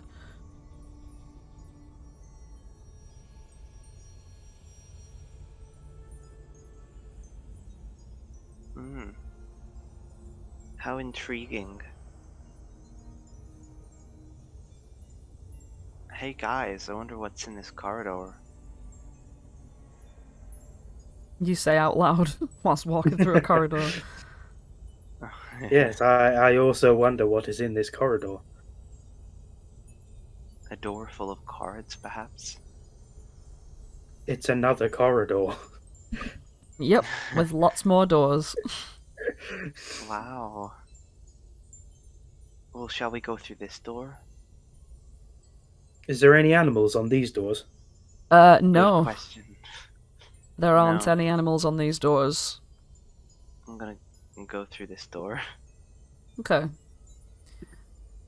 You walk into what appears to be a bedroom. Quite a nice guest room, in fact.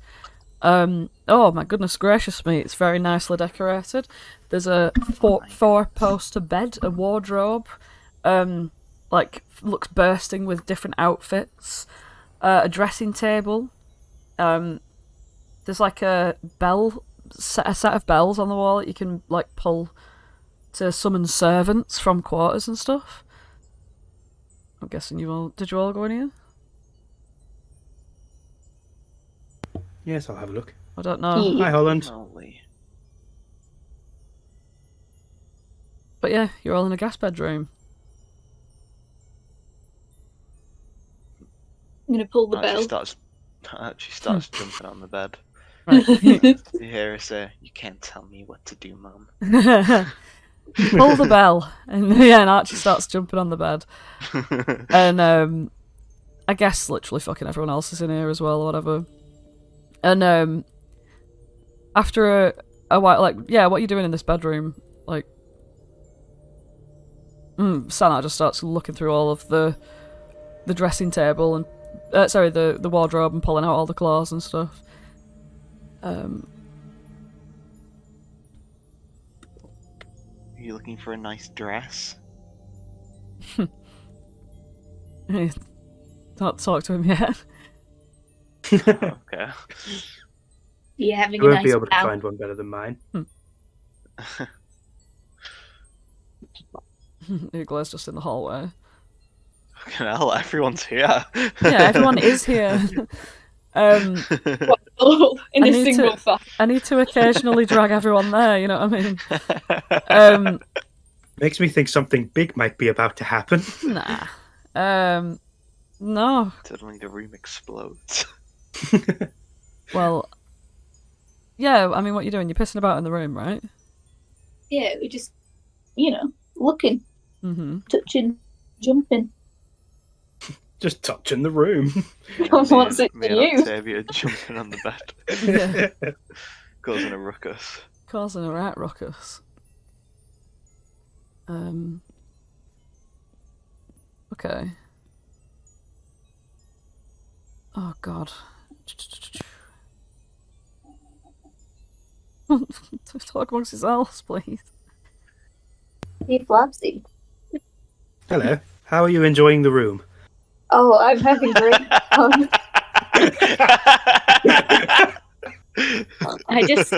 I keep pulling this bell and it keeps making a noise. Right. I love the room. Let's never leave the room. Yeah. If I was trapped in time forever, I'd want to be in here.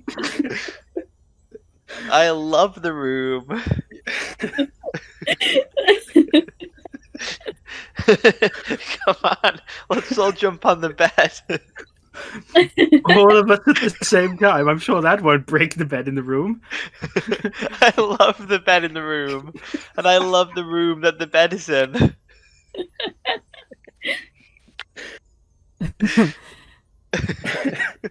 And as you're jumping about in there, this creepy little the door just creeps open by like an inch, and you can just see it like through the darkness, just this eyeball peering in of this extremely gaunt figure. It's like very long, thin, spindly arms, but like it's so thin that if it turned sideways, it would be like see-through, like paper, because it could just go really flat. I'm just gonna send you a picture of what he looks like. Skinny legend. This guy. Is It's that a little twink bit I see twinkish to before me? me. You just see his eye glowing, like sort of as he looks at you. And Here's this picture. I need to see the twink. I sent it to everyone. Well, not to me. I did. They're literally called thinnings. Oh, that is a twink. That is a twink. Is that a twink? Is he single? Holland, pop your eyes back in. Wooga. He looks for. He opens the Turn door them and he's back like, on. "What's going on in there?" Oh, hello. We're just We're just enjoying the having room. fun. You're just having fun, are you? Yeah. Well, Do you want to come have fun? this here is a guest bedroom. You're not supposed to be jumping on the bed. No, the bed. I made that bed. Get off. Get off. It's okay. We'll throwing- Oh remake gosh, you it. forcibly moved me just then. He's pushing you off the bed. We can help make the bed for He you. clambers up with his long Really? arms and legs like a dog onto the bed and like He's strong. grabs Octavia and throws her off the bed. I can't. I made this bed. That could have killed her, you know. Hmm. Get I out. love the room. You're not invited.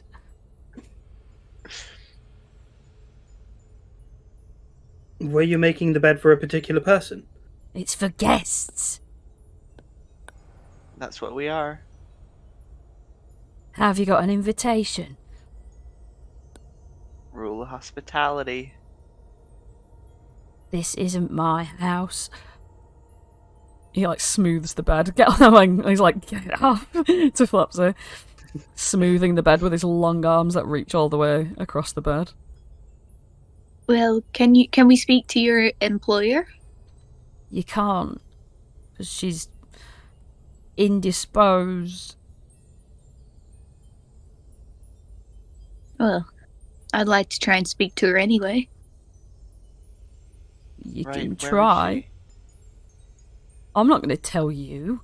He's just like looking at you like you a piece of shit for even being here.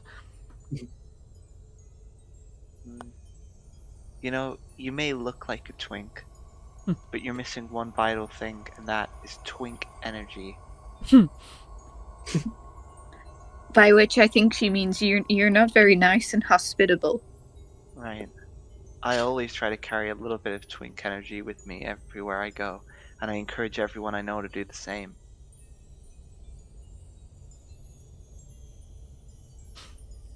He just looks confused at you.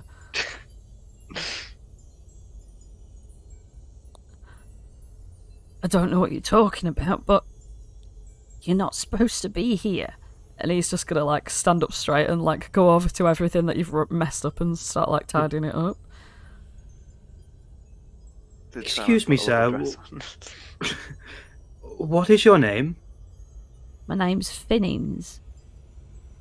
Hi, Thinnings. I'm Flopsy. Flopsy Lapoose. As a guest of the palace, if we're not supposed to be here, could you show us where we are supposed to be? I could show you the door. I've already seen the door. I came through that. But there's loads of doors in this place, and I'd like to know where most of them go. I bet you know this place inside and out, don't you? He looks at you suspiciously. And he's like, Why are you here? What are you looking for? We're here to help. You said the owner of the house has been indisposed. Maybe we can help them with that. he comes up to you all lanky, and he's like, I don't know you from anyone. Why would I allow you to wander about my mistress's castle? You're having an affair? he like turns all gangly to you, like, what? Like he doesn't know what you're talking about. You have a mistress? Are you straight? Oh goodness, are you like bisexual? Yeah, please be bisexual. He's looking really weird at you. Like, he's never even I don't thought think about he's it. I don't think he's out of the closet yet.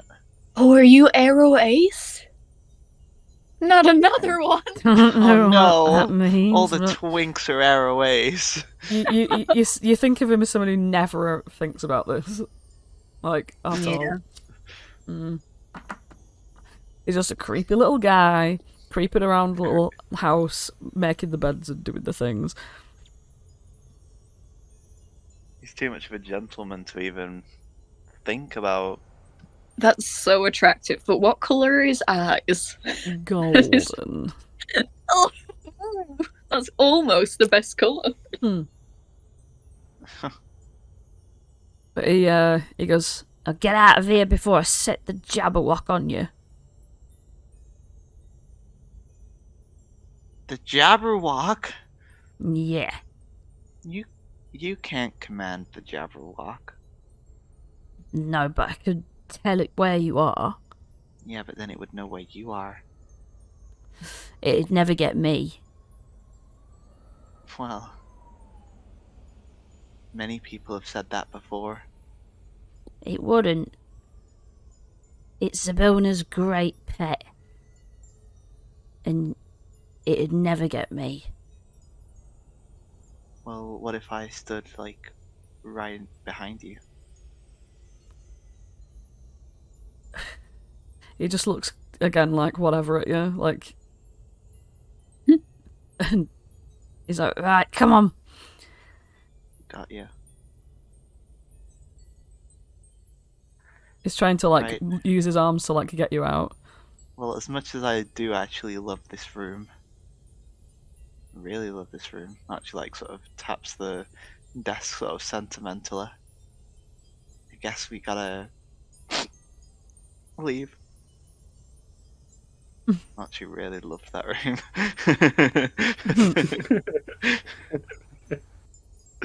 Touches the door one last time before leaving.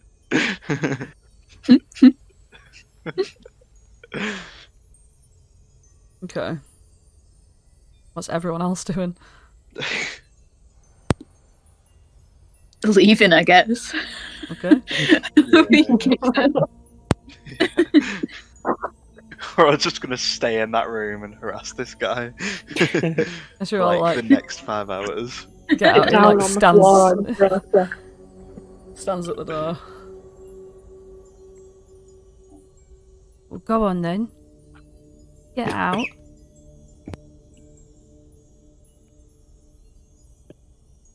Alright. That's not the way. We don't know that. Let's double check. Flopsy. Go back the way you came. But that'll Well- just lead us into the room again. Listen, we're trying. I know you think we're trespassers, but actually, we're trying to save Zabilna. He looks at you and he's like, Really? Yeah.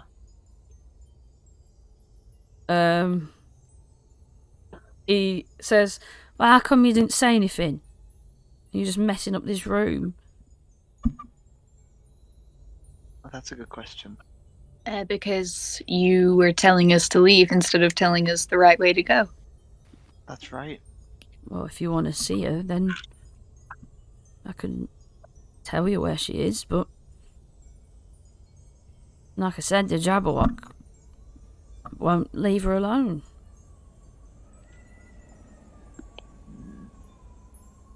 We'll just have to see what we can do. She's just downstairs. But watch out, because he's a bit angry. Do you know what his weakness is? Doesn't have one, unfortunately. Worth a shot. Such You a need great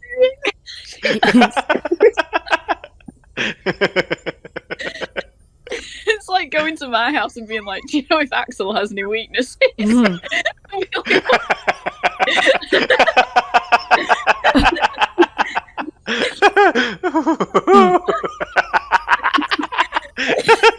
So I just his weakness is that he has none of us. I just advise that you don't get caught by him.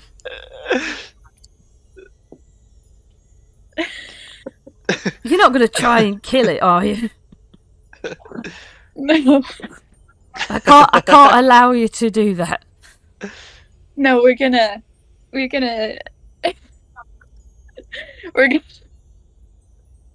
I was just say the whole time he's leading you down there. yeah, this is in character. Mm.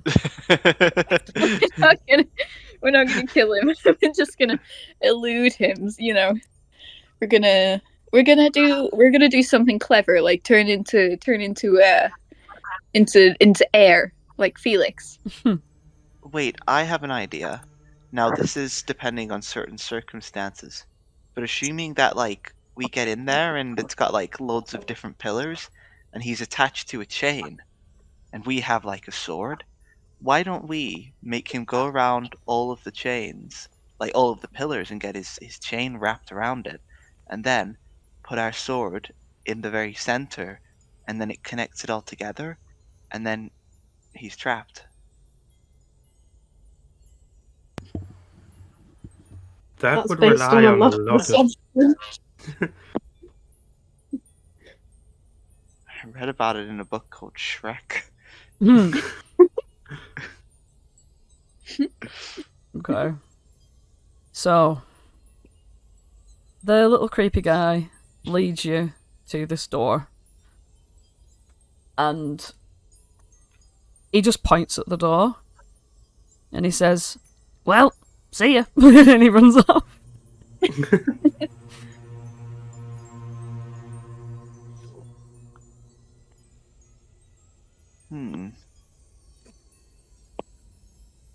Is it through this door?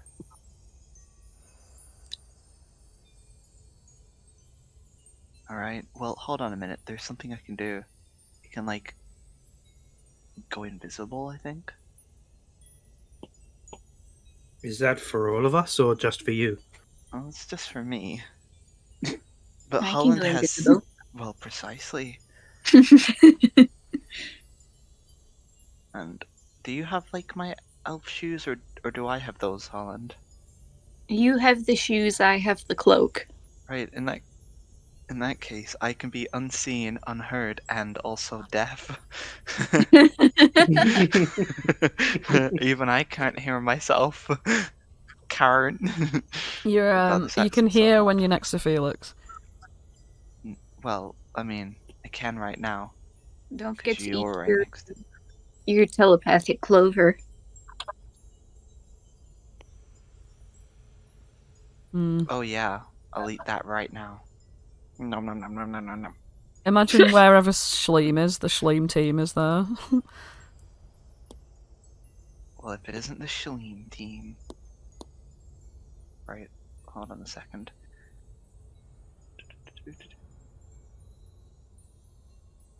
Oh. Let's see. Oh, but that's like... That's not a super reliable invisibility, actually, come to think of it. It's like for like 6 seconds. And I can only use it so many times. Well, how are you feeling, Octavia? Scared? Do you need to drink It's a your... surprise. Holland, that's not nice. I'm sorry. Where's your twink energy? It's fine that you're afraid, Octavia. Thank you.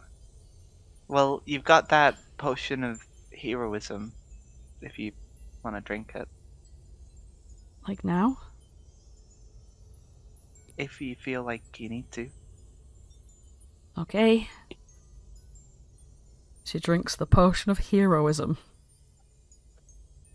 Nice. She's like, well, she's just the effects of heroism. Right, I'm gonna sneak my way in. Okay. I'll Roll me a cheeky stealth, please. Let's hope that it's a good one.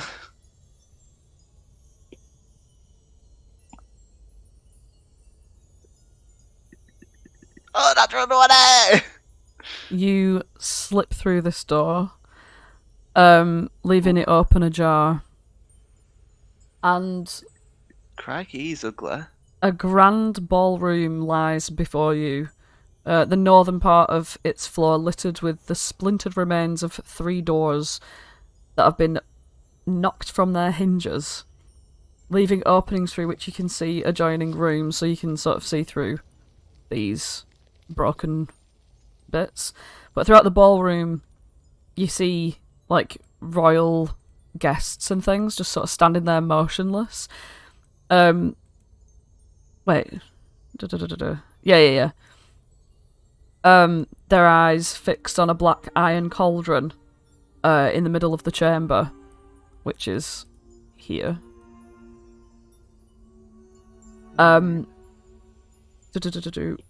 Dark vapours rise from the cauldron, and a huge dragon-like monster is coiled around it. The dragon's body twitches slightly, and its closed eyelids flutter as it dreams. 2 figures are frozen statue-like off to one side of the cauldron, an imperious middle-aged woman with long white hair and white robes, and a younger woman clad in armour wearing an all-white cape.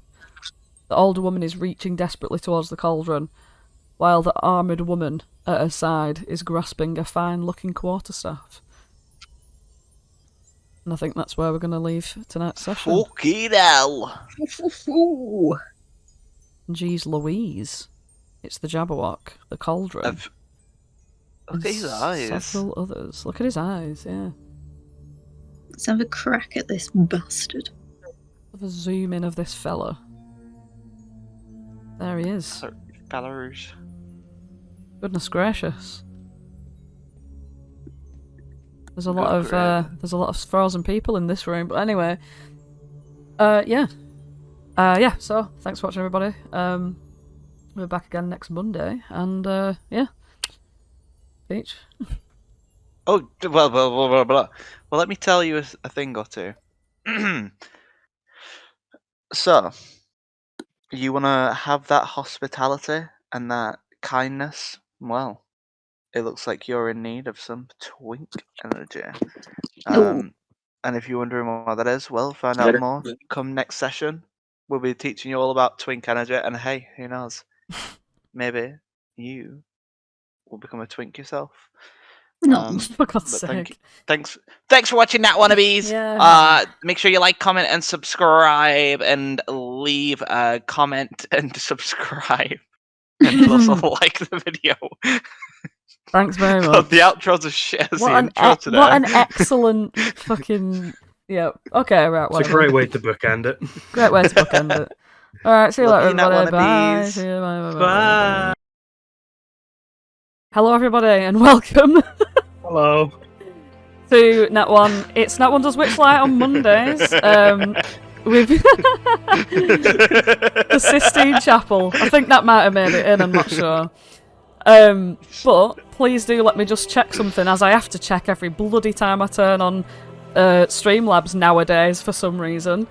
If we're streaming, intro we've ever done. Great intro for the Nat Wannabes. are we streaming or not? Hey Nat Wannabes, welcome back to another episode of Wild Beyond the Witchlight. And today, we're going to try and see what we can see in the Palace of Heart's Desire. Is your heart really in it?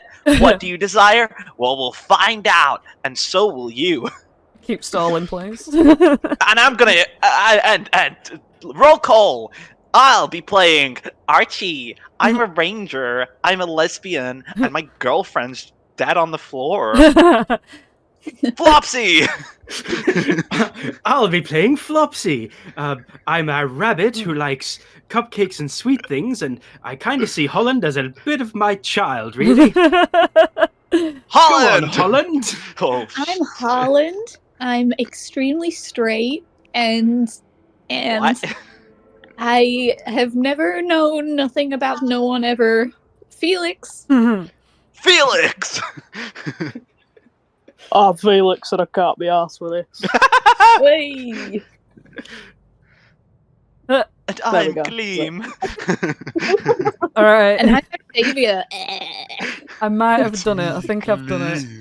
Who's Say, are watching? we streaming? Are we live? I think we are. You can hear us then. Good. Okay, right. I'm I'll just do okay. another fucking intro just in case.